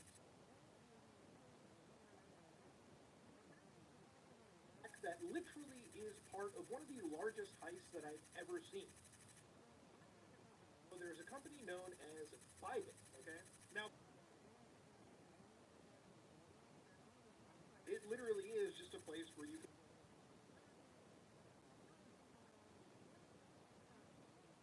like crypto loans. In fact, if you're somebody who has a religious background, you may be able to get religious benefits, all right, or religious compliant accounts. It's got basically everything a bank could imagine. Institutional service. It's got markets, it's got trading, it's got futures, it's got options, anything a growing. Probably people's first like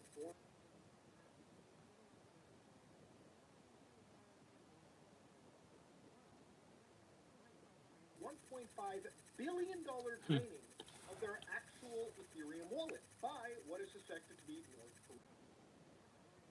I want to just address how this actually happened and how people can prove that it's North Korea. Known as Zach XBT. Zach XBT is a friend of the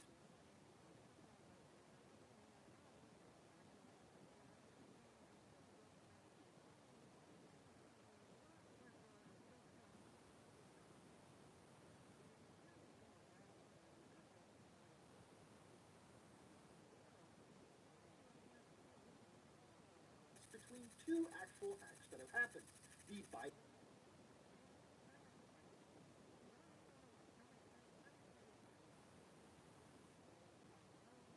around $70 million drained. And that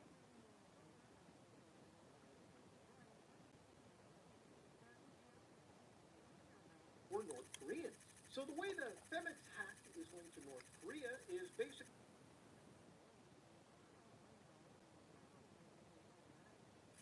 where they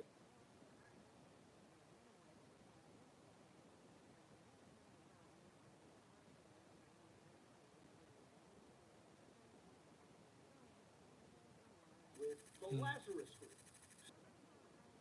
Provided a good summary of this as well too. Likely another example of a CEX that held assets in insecure signature wallets. And one wallet shouldn't be compromised, shouldn't impact the security.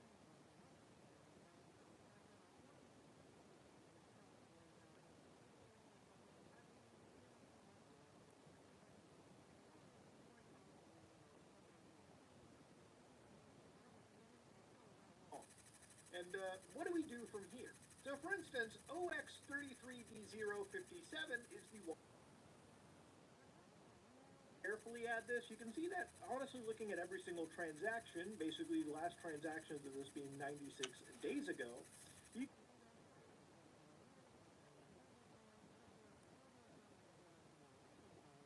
as of literally less than 24 hours ago, you've got the Bybit exploiter address sending money into this account. This one particular transaction we're looking at is 78 Ethereum. $17,000 being moved right there. And of course, the further you go up this chain, the more you can see, like 119 Ethereum, 45 Ethereum. Here's address. This one is tagged on every Etherscan platform, every crypto analysis platform, as a dangerous one to be watched for. So you can actually see right Ethereum sent to this wallet, and immediately this wallet starts sending out to other addresses as the hack is being done, as this account is effectively being drained. And that, ladies and gentlemen, is where, again, I should probably make merch for this, because, ladies and gentlemen, men lie, women lie, the blockchain doesn't lie. The best part about this technology is it being so transparently open that now the mere act of laundering it has eyes on it. But we'll get to that towards the end of the video. Now again, if you like that kind of crypto analysis too, I like to cover it. Zach did a really good job, so I want to shout him out again. Check him out, ladies and gentlemen. Zach XBT over on Twitter, X, whatever people want to call it. But for me, that's not the focal point of the video. I want to look at how this crypto exchange actually got hacked. Like, what happened? So for anybody that doesn't know, I made a video on Lazarus Group probably around 3 years ago going over their history. North Korea's largest hacking groups out there. In fact, going on the OFAC, which is the Office of Foreign Asset Control, they go by multiple names, right? The OFAC has pointed out a bunch of their actual crypto wallet addresses, first off. So if you want to see the government has them for you. In fact, even down over here, they've come up with different names. So they've got Hidden Cobra, Office 91, Guardians of Peace, the new team, who is Group 77, Zinc, FC26, and Appleworm. So yeah, wild names. And of course, when you look at their actual area, they're in the Pocheongang district of Pyongyang. A closer satellite view of this area leads you to this location. Obviously, I can't street view it because this is in North Korea. The closest thing I can show you is the Potung River right here.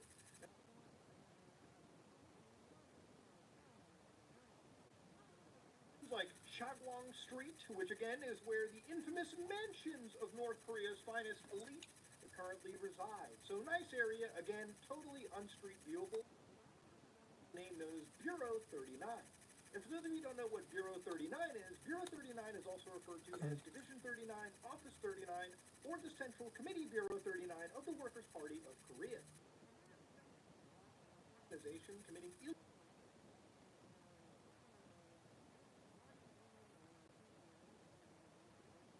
illegal activity.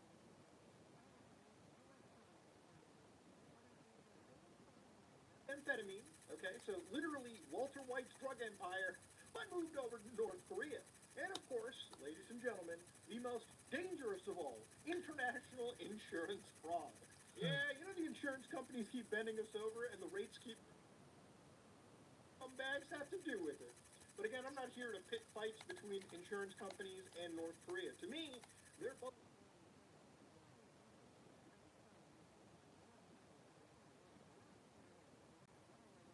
very, very evil. So, of course, the more you look into it, obviously there's other banks and associations.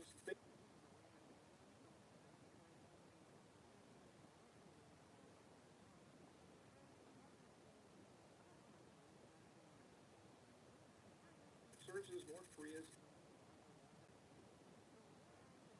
is, if you don't remember, this image was floating around, hacked by GOP, which, if you look... This is just the beginning. We continue till our requests be met. We obtain secrets and top secrets.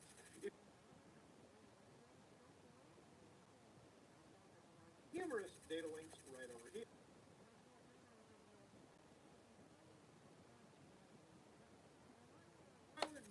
Korea have beef with Sony Pictures? Well, a lot of it was apparently retribution because of Sony Pictures producing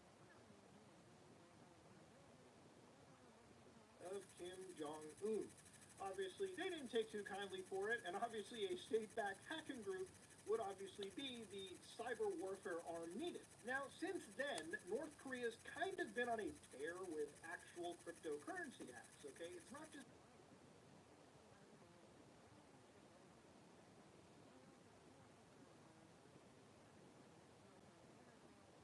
for various exchanges, but basically what the a lot of big companies in the United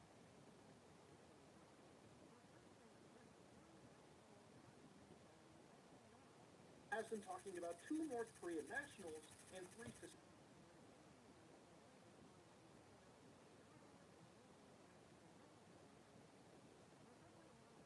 but basically 2 North Korean nationals, Jin Song-il and Park Jin-song, were apparently using falsified credentials to get access to U.S.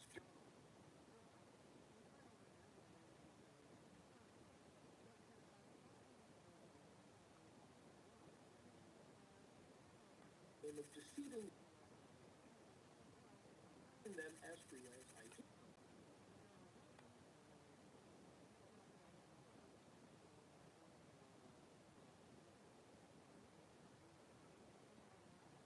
Accounts, false websites, proxy computers, writing and winning and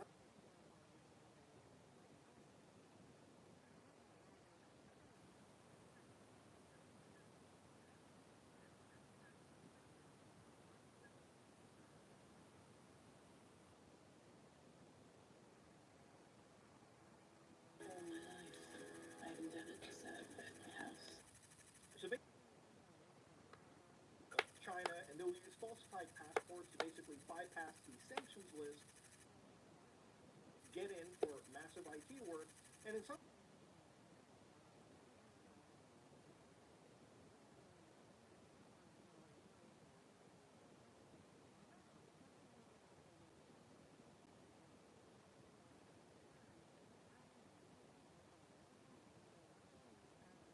money, but they can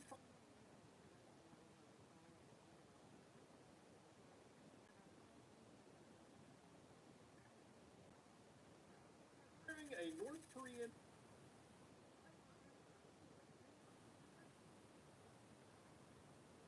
you might get blackmailed. In fact, the United States public service announcement came out this year.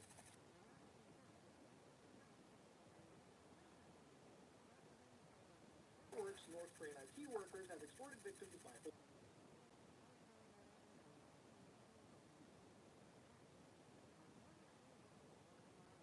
Korea, one of the most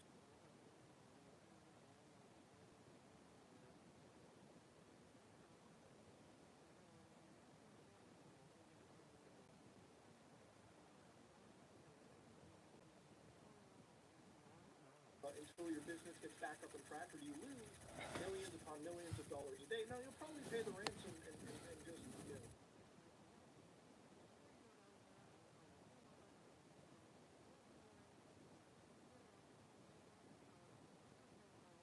cloud accounts, and of course, just large-scale theft of company code.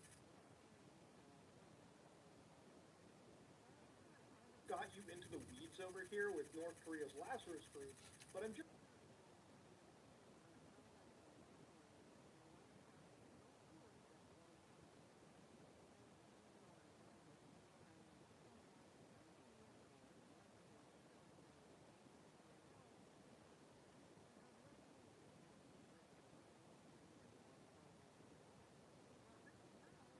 live stream literally on the 21st talking about this whole situation. And this is where, again, it's an hour 45 minutes, but I'm going to play you what I believe to be basically the timing of this transaction. When this transaction came, he was, I double checked, it was the safe from the official safe website. We always use the official website. is what he's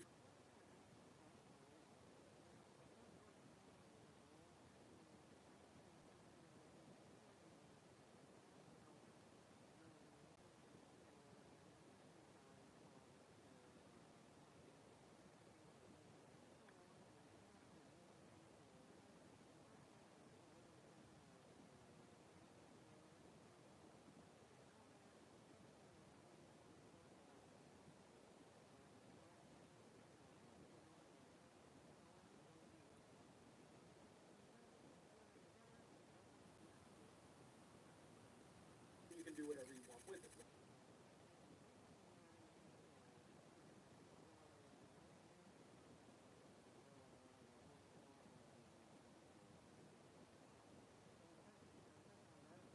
Link and check, and then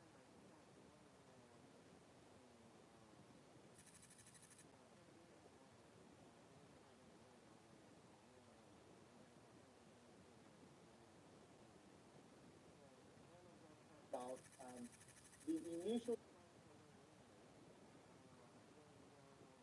I believe, 30,000. It was not. I'm the last timer, so I clicked on a like.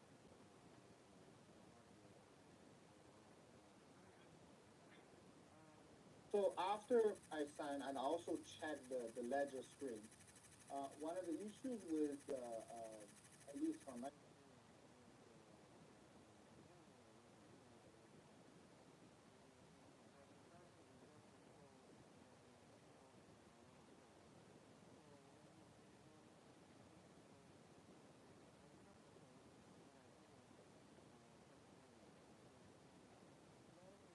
address, the destination.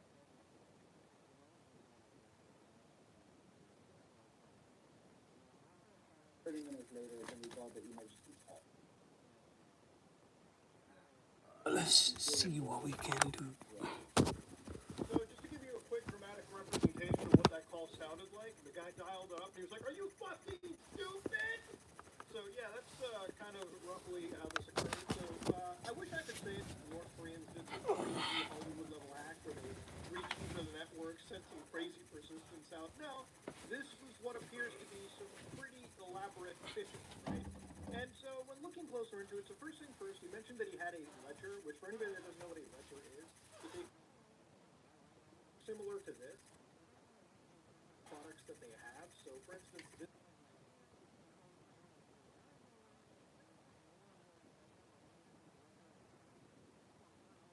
$9, and of course, if you want to get the cheapest option, $114 Nano S Plus is here.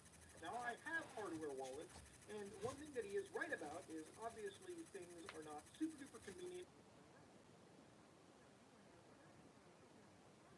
Ethereum, such a large amount of money, you probably in a million years should be very right. Like whenever I send money in a wire transfer anywhere in the world, I usually check every single. Because I don't want my money going to something else and then it being a whole headache. With things like cryptocurrencies, once you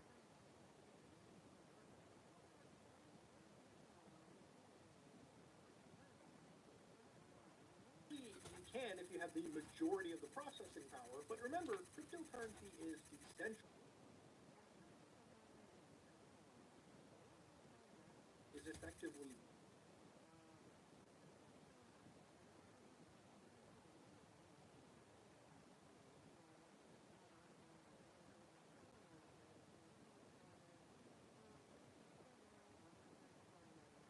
with Bitcoin, crypto space surprisingly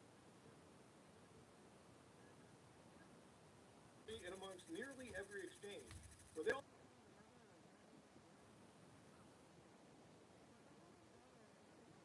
done. Okay, so basically, because they've effectively said, yeah, we're going to give you up to 10% of the stolen money if you can help us.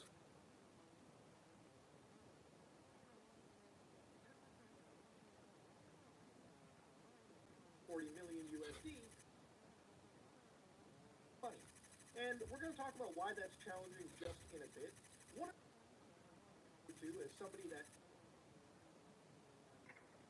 for a hack, something in regards to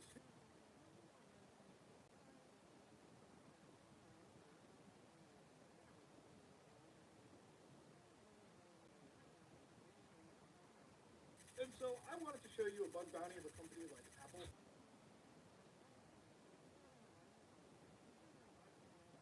Funds and the finances I'm showing. They can give you $5,000 to $100,000. Secure what? down mode that they made. This bonus on top of whatever else you may have discovered here, right? Like, for instance, if you show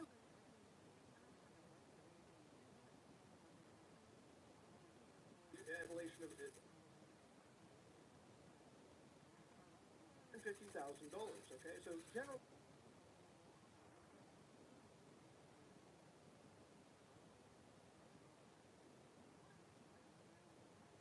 bounties from, as for instance, if you discover something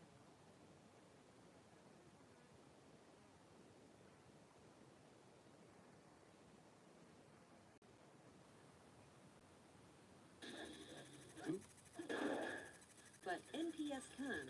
Stefino. We will have.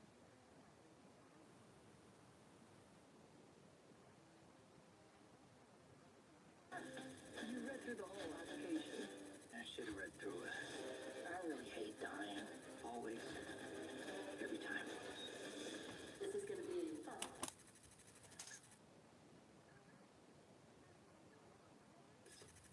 Are you fucking serious? $500 to $1,000, but critical vulnerabilities go from $2,500 to $4,000. Now, if you were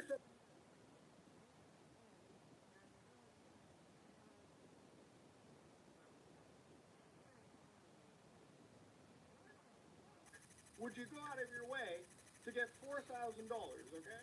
You might say, oh, but it's the same thing for Apple, right? What if somebody could sell the exploit for millions of dollars? Money, the act, every radar, legal radar, law enforcement agencies,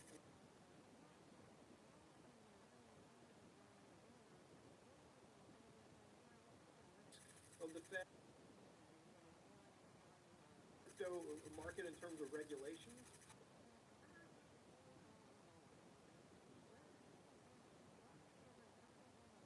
Is basically given.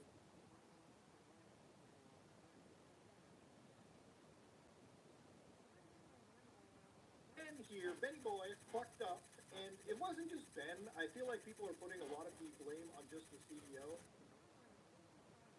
Involves a whole bunch of people.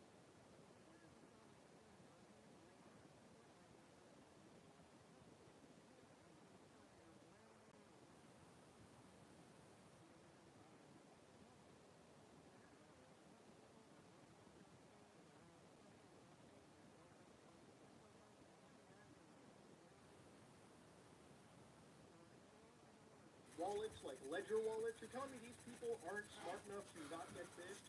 So effectively, North Korea, they're so good at phishing, okay?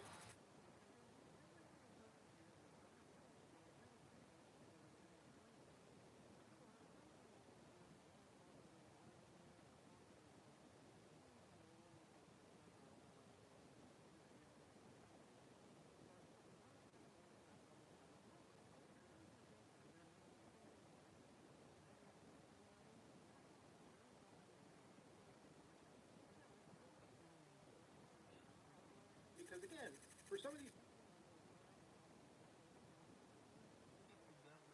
and for the people that would investigate it on. I just let it happen. and honestly, it requires a really deep, thorough investigation to really come out with how good North Korea has effectively gotten in basically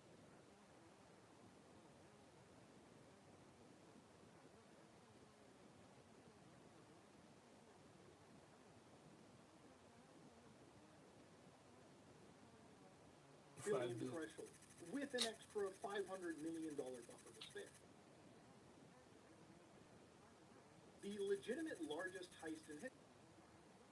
Hacks.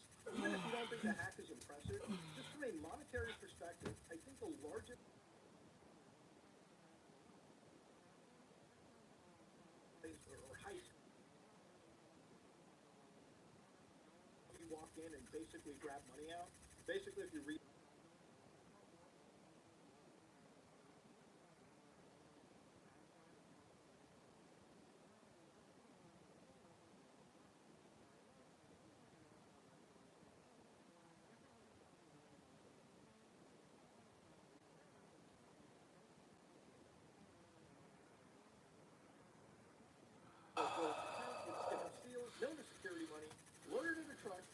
running a 5-hour operation.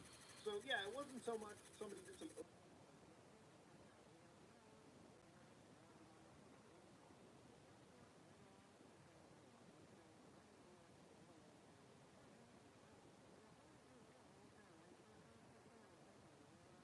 He was eventually found by coalition forces.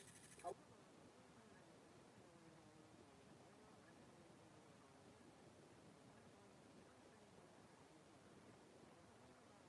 this is about obviously North Korea. So I guess the way to tie it off is now that North Korea has access to apparently $1.5 billion of Ethereum, how does this money start to get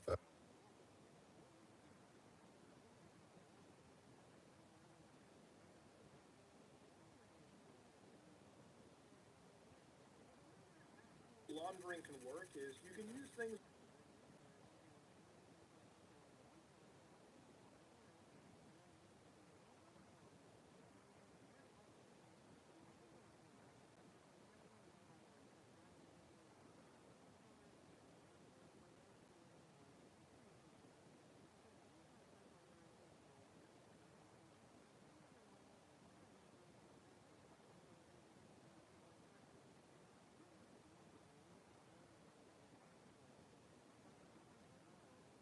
pretty useful until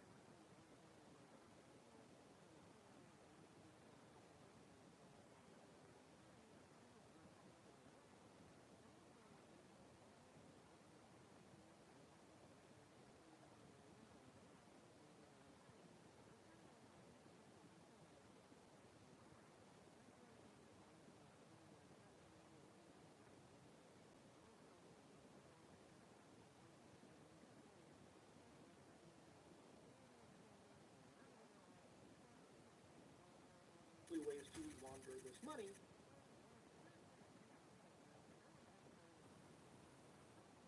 Being moved to places like I just taught you to convert to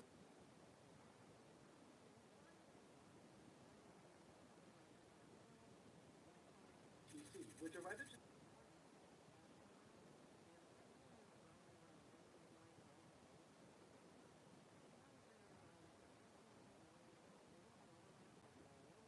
over $1.2 million worth.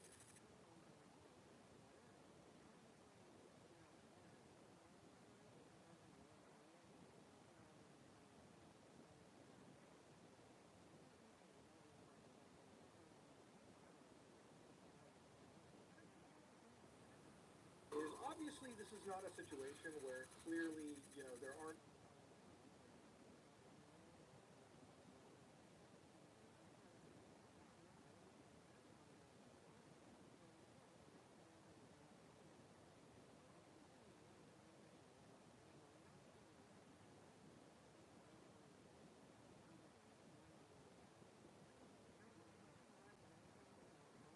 and of course the United States, it's been rumored and basically talked about that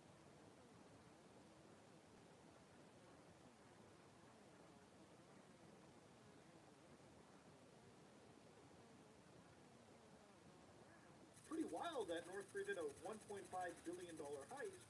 You have to remember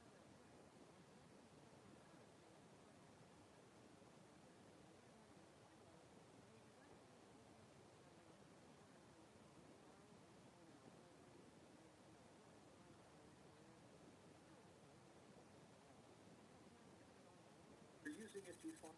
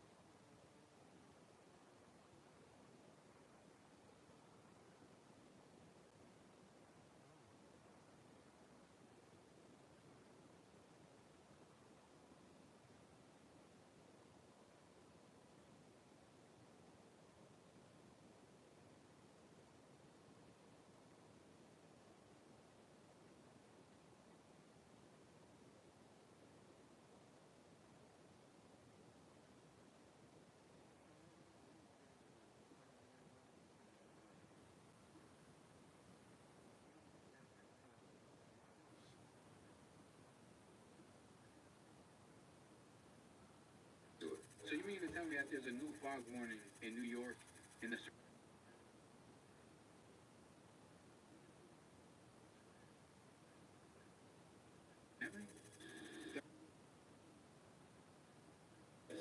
Now I'm gonna show y'all what it looked like around me where I'm at right now.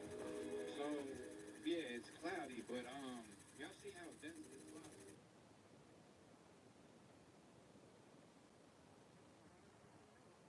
Ik mag dit pak aan. En meneer Hitsveld nog pak. Heel ongemakkelijk. Nee hoor, die nieuwe pakjes van Hak, die pak je juist omdat ze zo gemakkelijk Get your worst thing.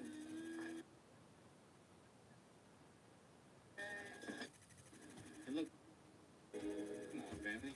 Now I know clouds can sometimes hang low in the atmosphere, but this is definitely that dense fog that I talked about a few months ago, and even reports of some people feeling under the weather when that fog hit their area. For educational and entertainment purposes only. What do y'all think is going on with all this dense fog, family? Is it a coincidence? Is it linked? I don't know. I'm just asking the question, but very suspicious in the timing of this too. Right at the peak of flu season. You feel me? What do y'all think? Leave in the comments below. Peace and one love. I don't believe in coincidences, so I think it's almost to the point now to where we should possibly be walking around with gas masks on. That may be where we're headed. Like something has to be going on. More people than ever are sick. Like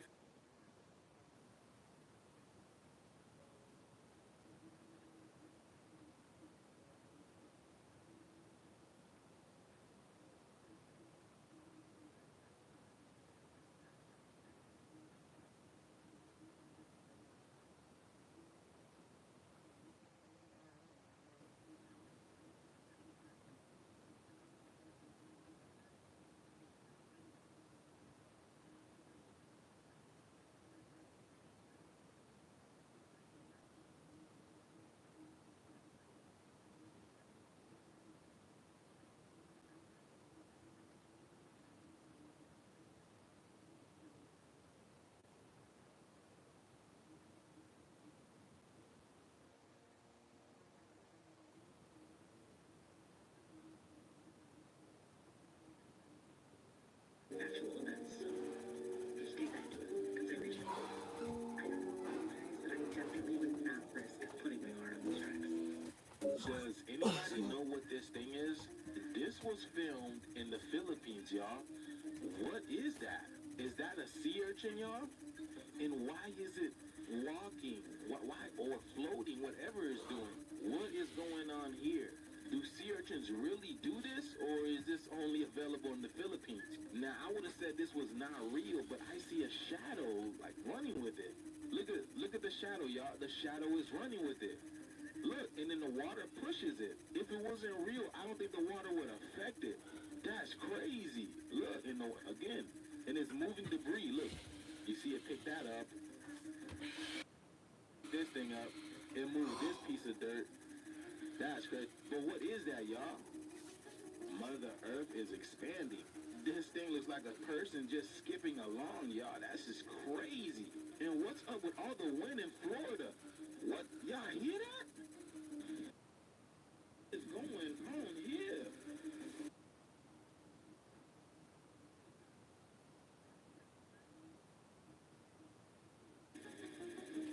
Yo. Oh.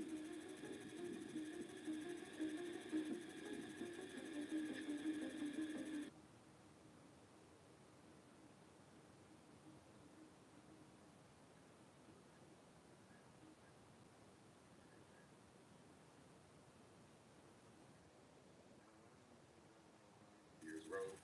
Tell me that to walk on land because it felt like it. And then what if you step on that? How will your body react? What will happen to you if that thing pumps? I'll find out. No.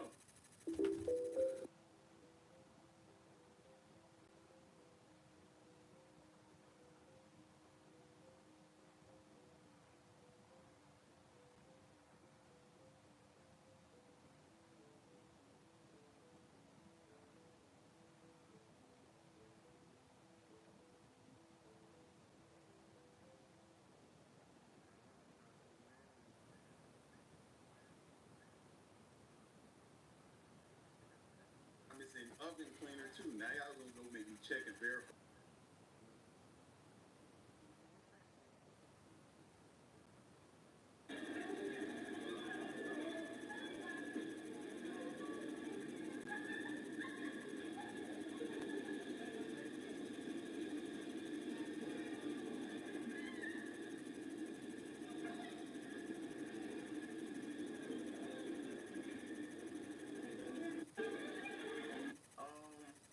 My first thought is,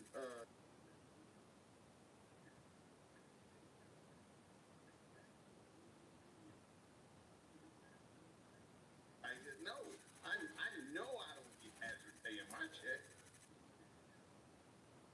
Who's on the other side of it? Nah. I'm gonna be back in the break room. Y'all come get me when this is over. I don't understand. Starting strong. The price of decorative pillows. It doesn't make sense to me how a pillow can cost like $30 for one pillow. You know, a cute little decorative pillow moment. Yeah, $30. That's more than a lot of people make an hour to earn one pillow. So I don't understand it. Like, why are they so cute if we can't obtain? You know what I mean? And then some people have like hundreds of pillows, and I'm like, are you wealthy? Number two, coming in strong, Wi-Fi. I look bald. Wi-Fi doesn't make sense to me. How are you explaining to me that Wi-Fi can power all of our things to connect to the internet? It doesn't make sense. Is it traveling through like the atoms in the air? Like, where does it come from? The sky? Like, it doesn't make sense. Number three, airplanes. Yeah, you can't convince me that's not some type of witchcraft, because how are they flying? How are they in the air? They have like fuel and jet power or something, but it's literally defying gravity. It doesn't make any sense. It weighs so much and it's literally in the air. Number four, how people enjoy. I think that same thing about boats. How is this?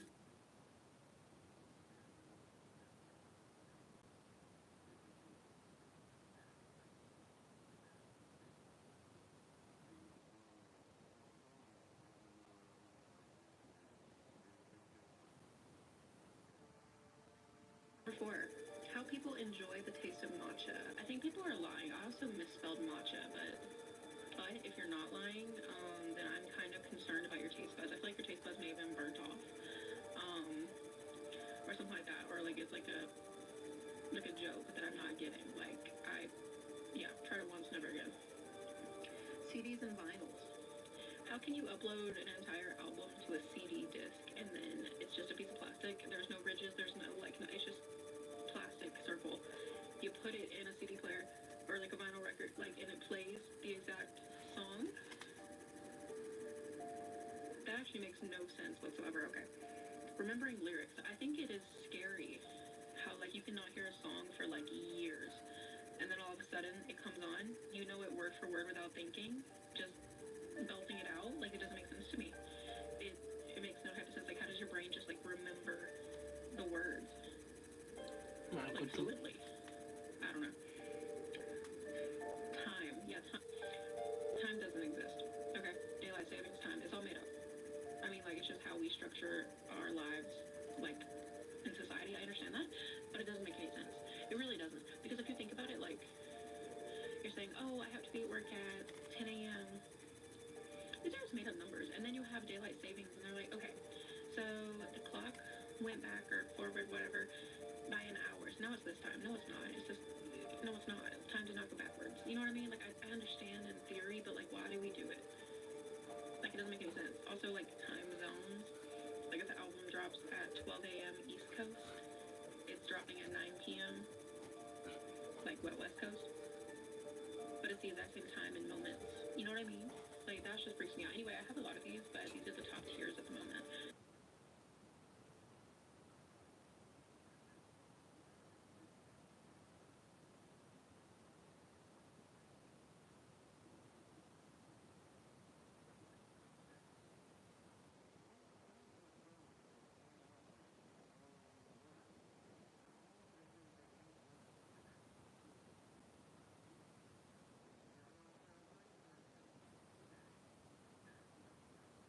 Thinking about how do we know?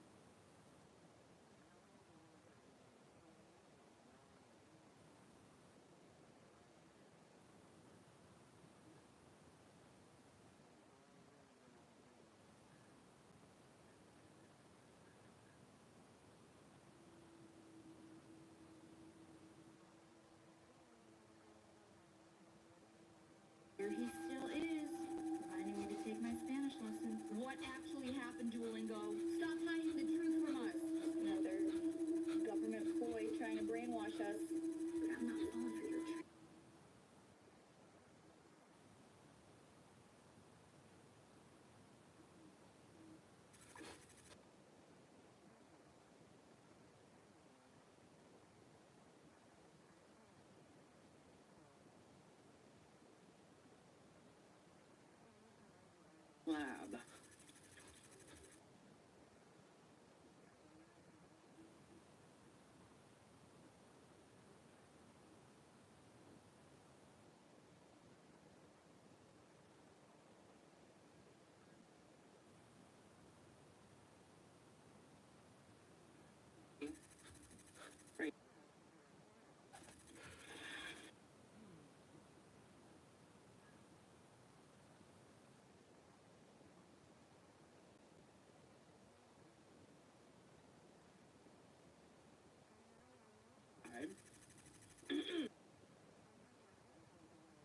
A year and a half ago, and medication you need in order to excuse me, I got something in my throat.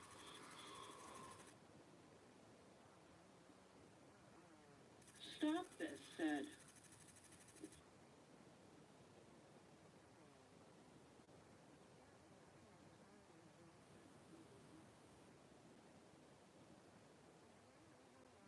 Into the medical field is because stuff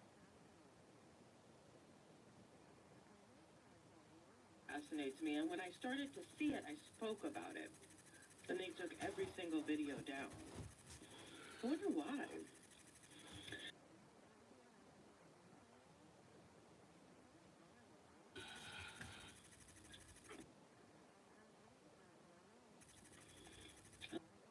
I guess I just don't even know.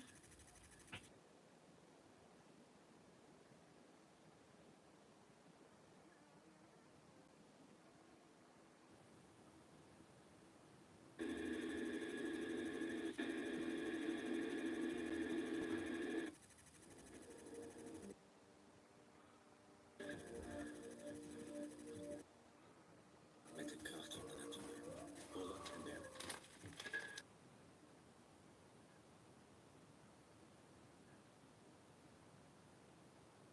Holland en Derek.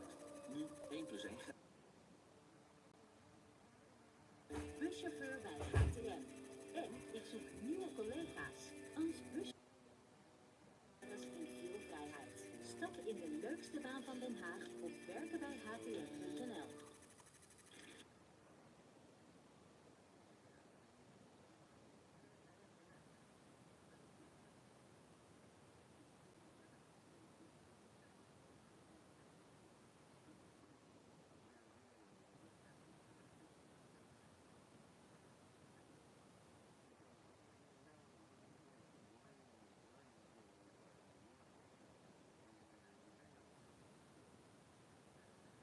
That line.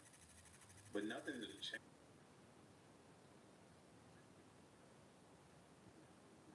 How much snow Japan just got. This is doing justice. So the other day, Japan received so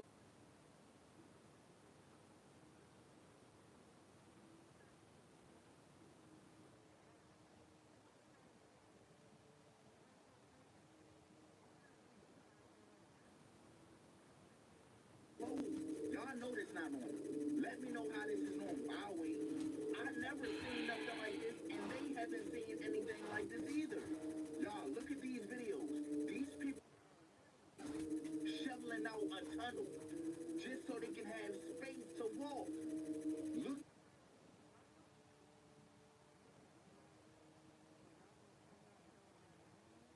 To get this didn't start shoveling it out. That almost come up to his neck. So if they got that in 12 hours, just imagine if it started to snow again. That's gonna be over all their heads. Think about this down below in the comments. Don't forget to share this.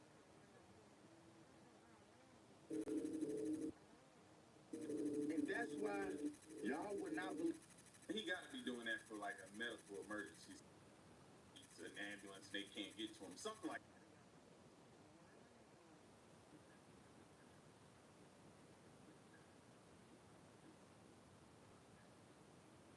I would be out there doing that if I didn't absolutely have to. That's way too much snow, fam. No way. No.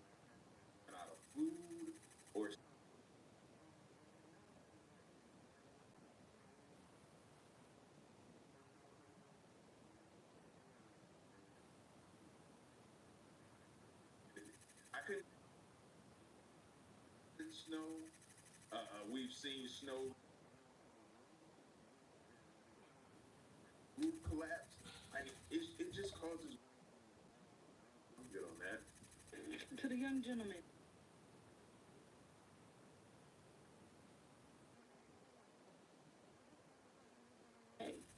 Right. And then if it is true,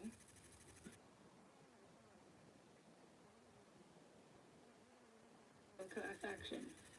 Where do I need to sign up for the class action? Where do I sign? That's right. To the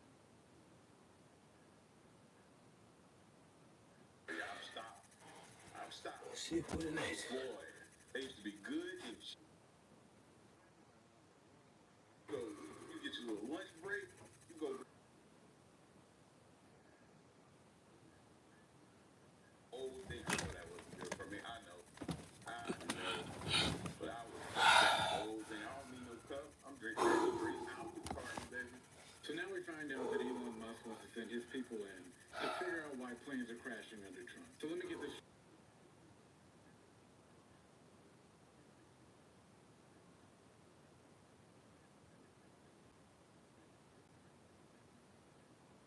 He created an issue for.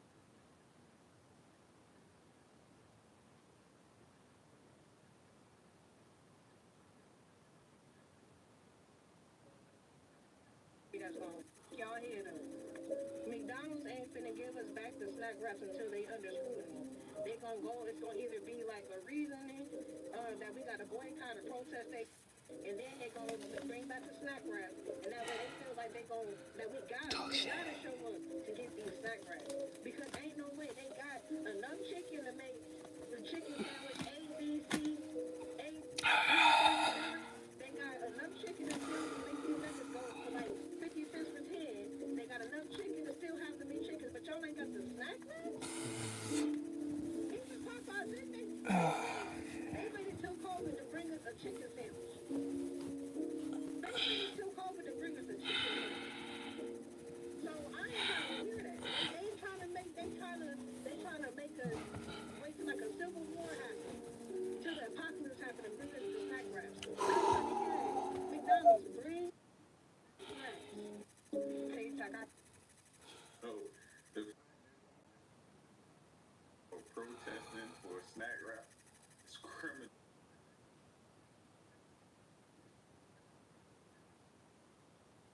I'm not getting out there, man. I'll see y'all when y'all come back. All right. Here's the story of when the CIA astral projected to. Thank you, God.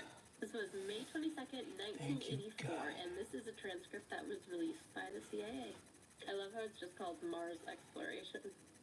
Quick backstory, in the 70s through the 90s, the US government was really interested in astral projection, or remote viewing as they called it, because the Soviets were into it and claiming they were having successes, which may... or remote viewing is when you have an intentional out-of-body experience, so you project your consciousness outside of your body and go to another time or place. In another video, I talk about whether humanity can actually do that, and then we also talk about it at length in our podcast. So this guy's name is Joseph McMonigle. I don't know if that's how you say his last name. I'm sorry. He was a remote viewer in this program. He was actually called Remote Viewer 1 because he was the best, and he was the one who got to Mars. So a regular day at work for Joe was he would receive an envelope with an index card inside. The envelope would be sealed, not about it. like this, but he wouldn't get to read what was inside. And on this particular day, here's what the index card said. It said, the planet Mars, time of interest approximately 1 million years BC. Of course, he didn't read that. I don't know if they give him the envelope and he senses it. I don't know what exactly happens, but that was what the envelope had inside. So then the astral projection begins. There's a whole 10-page transcript of it online if you want to look it up. I'm just going to point out some stuff I thought was interesting. He talks about some sort of storm, a geological disturbance that causes the people, I guess, to go into hiding. So the monitor says, tell me about the ones who sleep through the storms. Large people, thin, they dress in tight silks. past their time or age. He talks about seeing pyramid-like structures. He describes some structures, including an obelisk that reminds him of the Washington Monument. Anyone realize the Alaska plane went down in Nome is the same city that this film apparently took place?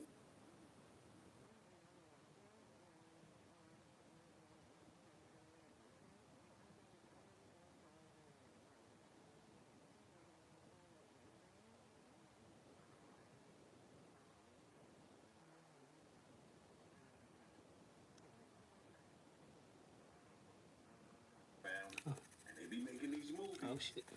Trying to tell us.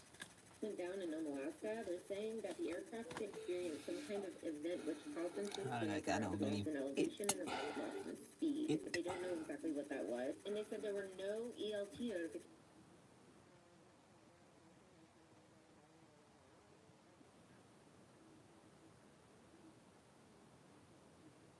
occurred or why it hasn't occurred is not something that we're entirely clear about. It's known to have a weird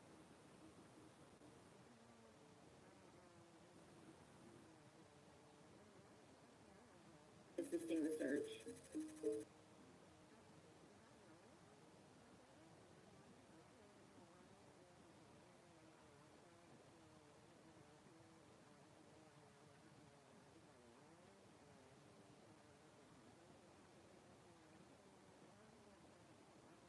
Very rampant there.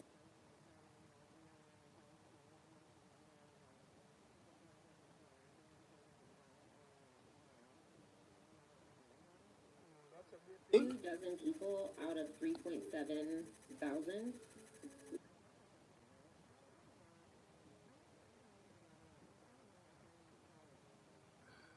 Thing, or maybe not. I don't know, I just think it's Endeavor Air, it's a wholly owned regional airline by Delta Airlines, was coming into land on runway 23 at Toronto Pearson International Airport.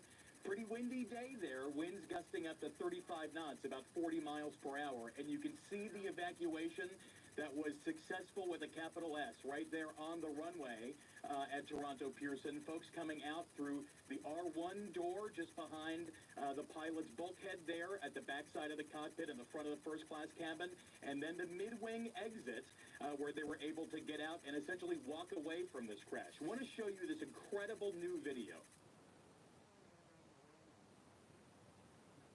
Was inverted. The floor, now the ceiling, the bins, the overhead bins, now on the floor. And I want you to watch this now. This is actually the first time I'm seeing it too. Watch. Get everything, drop it. Come on.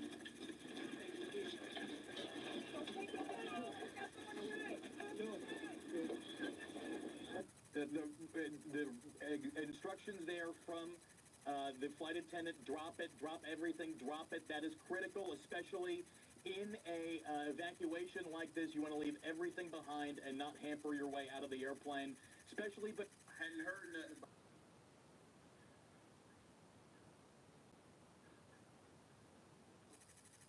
Here you go.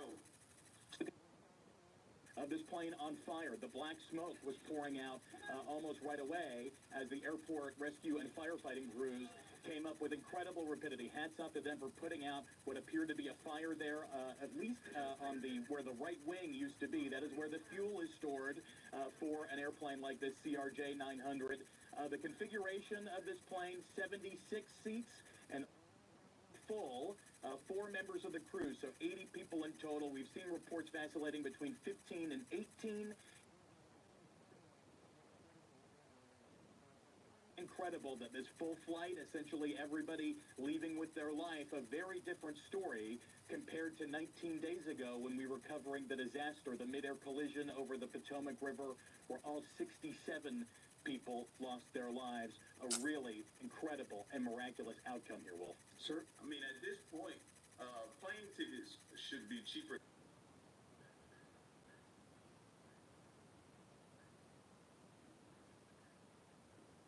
Carton of eggs than you do. 100% bring in some more of our aviation experts right now for some serious analysis. Peter Gomes, how could a plane like this end up flipping the way it or until the Canadian transportation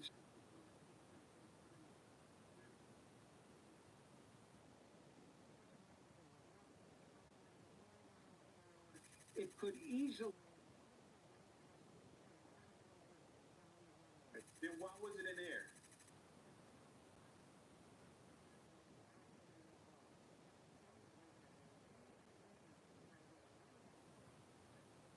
Plane or whatever it did, and why was it in the air?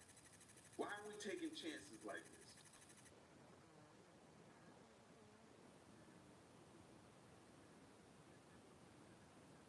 a lot.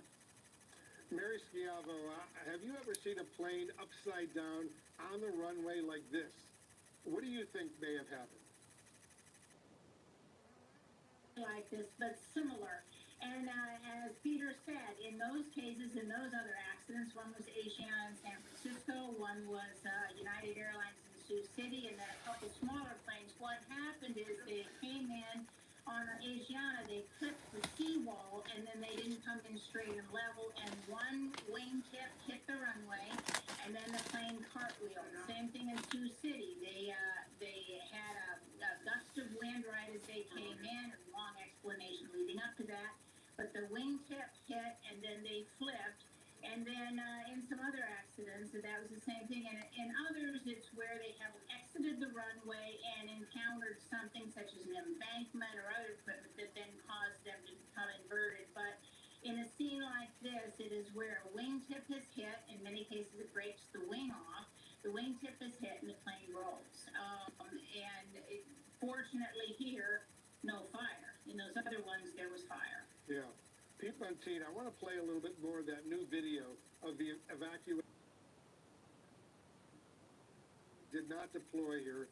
Talk about the process of evacuating an upside-down plane. You know, I don't know if a CRJ like this even has slides, Wolf. It is really critical to get out because seconds mean lives, and everybody here escaped with their life. We saw in that first image there, in the first few frames of video, the overhead bins, now the floor, and folks clearing them to try and get out of that overwing emergency exit to get out onto the runway and into the biting cold, about 18 degrees Fahrenheit there in Toronto, not counting in the wind. Not only is it cold and snow and they shooting water on you, this is just a day for those people, man. I feel so bad for them. Wind chill. This is something that is pretty harrowing, and this is a good reminder that flight attendants are not just there for your convenience, they're also there for your safety. They are aviation's first responders. We know it was a crew of 4, so 2 pilots, 2 flight attendants trying to get everybody out and away from this airplane. In some cases, can be a ticking time bomb. Fire is very serious, and we know there was at least some smoke, which means fire in an airplane like this, and the airport firefighting and rescue crews did a marvelous job of putting it out very quickly, but a fire is about as serious as they can get in aviation. It's on a scale of 1 to 10, that's really an 11. So to get people out quickly and safely without many serious injuries is really key. Important to remember, a lot of injuries can happen after the plane comes to a rest. So taking off your seatbelt when you're now... The way they putting on water on it, it looked like they fear it being wet and have the alternative then. Seat upside down can cause injuries too. When you release it too soon, that's when people get head and neck and spine injuries. It can be very dangerous. So it's really, really critical to pay attention to what the flight crew is telling you. And you have to imagine the terror that the passengers were feeling here was probably a pretty bumpy approach, but then they're in a dark passenger cabin with what appears to be maybe at least one side blocked. The left side of the airplane looked at least partially blocked based on the way the angle of the plane is rolled there, and trying to get out of only one set of emergency exits. This is clearly not a very ideal situation, and everyone did a very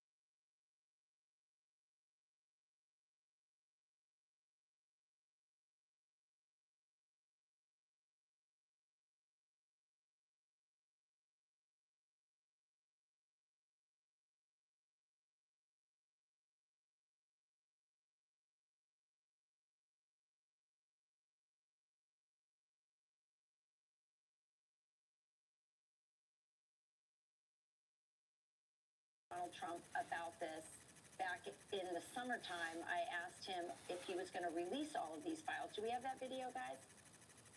Did we? A lot of trust in institutions, and I think there's been a lot of discussion, especially online and especially with young people. How do we rebuild that trust in institutions, the CIA, the FBI, all those institutions? You're right.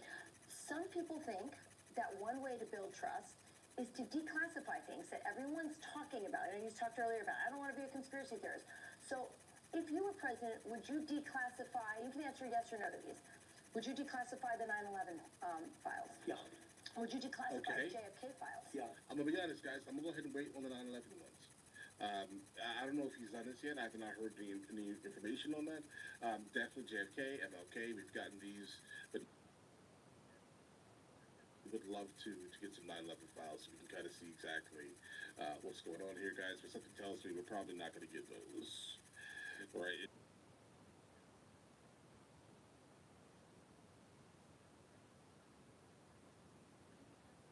11 files. Yeah. Would you declassify JFK files? Yeah. Would you, I did a lot of it. Would you declassify the Epstein files?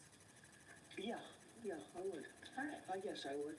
I think that less so because, you don't know. You don't want to affect people's lives if it's phony stuff in there because there's a lot of phony stuff with that whole world. But I think I would, or at least Do you think that would restore trust? Help restore trust? Yeah, I don't know about Epstein so much as I do the others. Certainly about the way he died. It would be interesting to find out what happened there because that was a weird... Yeah, that's it. I mean, listen, that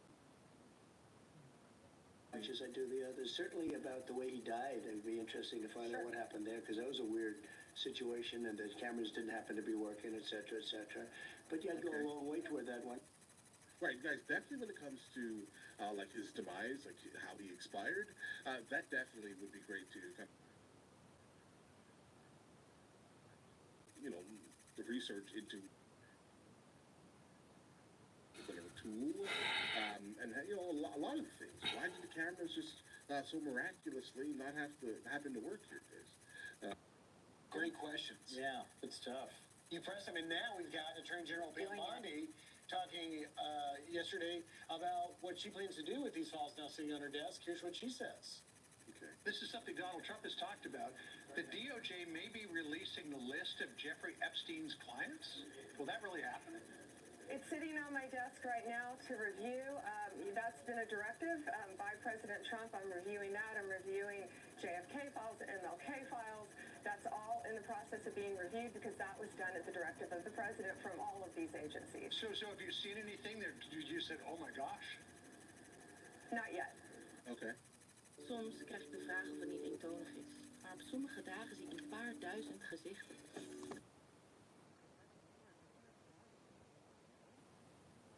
Spurned that to happen, and now Pam Bondi's being pretty specific that she's reviewing it. So it's not clear that we're getting all of it, but it's not just Epstein, MLK, JFK, and all of these things. Yeah, guys, pretty much based off of the answer when I said earlier that it.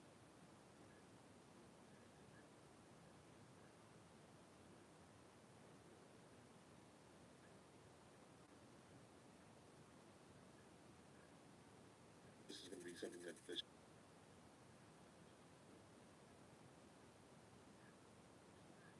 be on top of that list, guys. Serious stuff. It is. We're talking about children. We're talking about Dirty sexual men. abuse. Absolutely. Dirty And men. we're talking about a number of different potential crime scenes and videos that have been collected.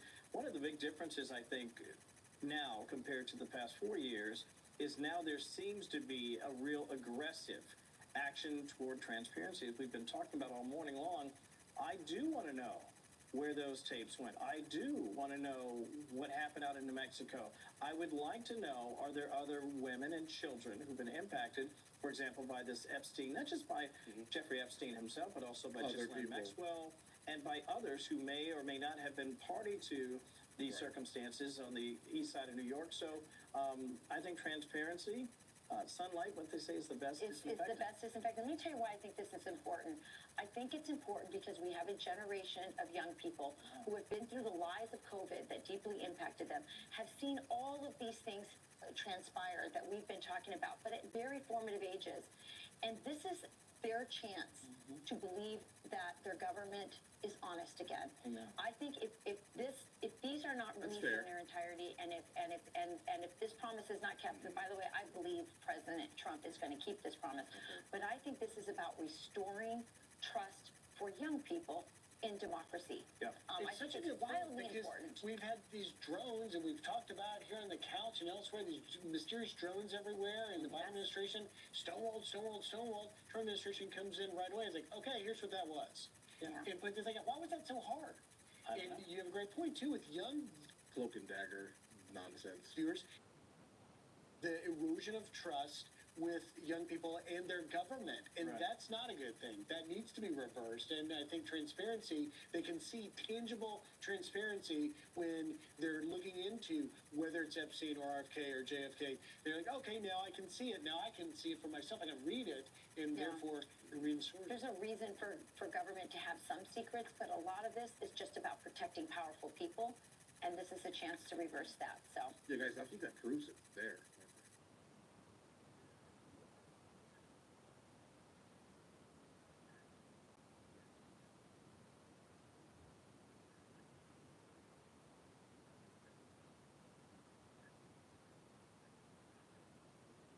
I don't really see the real benefit.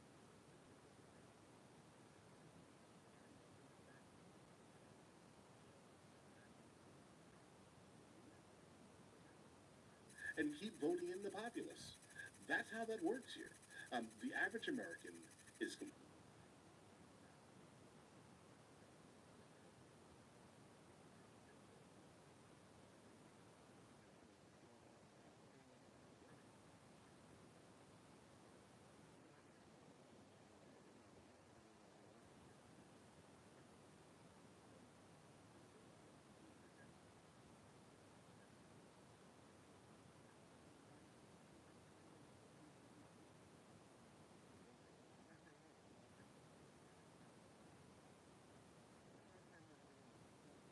IRS. But all right, listen, you guys all have an absolutely amazing day. Enjoy your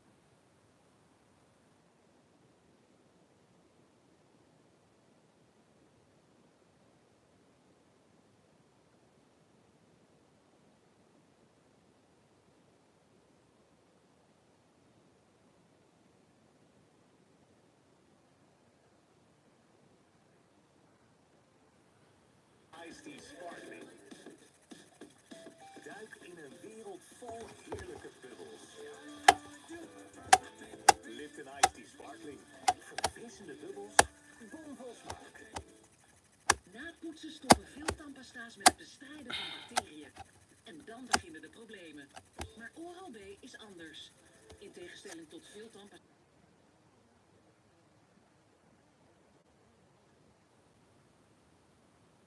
Schone tanden. Oral-B.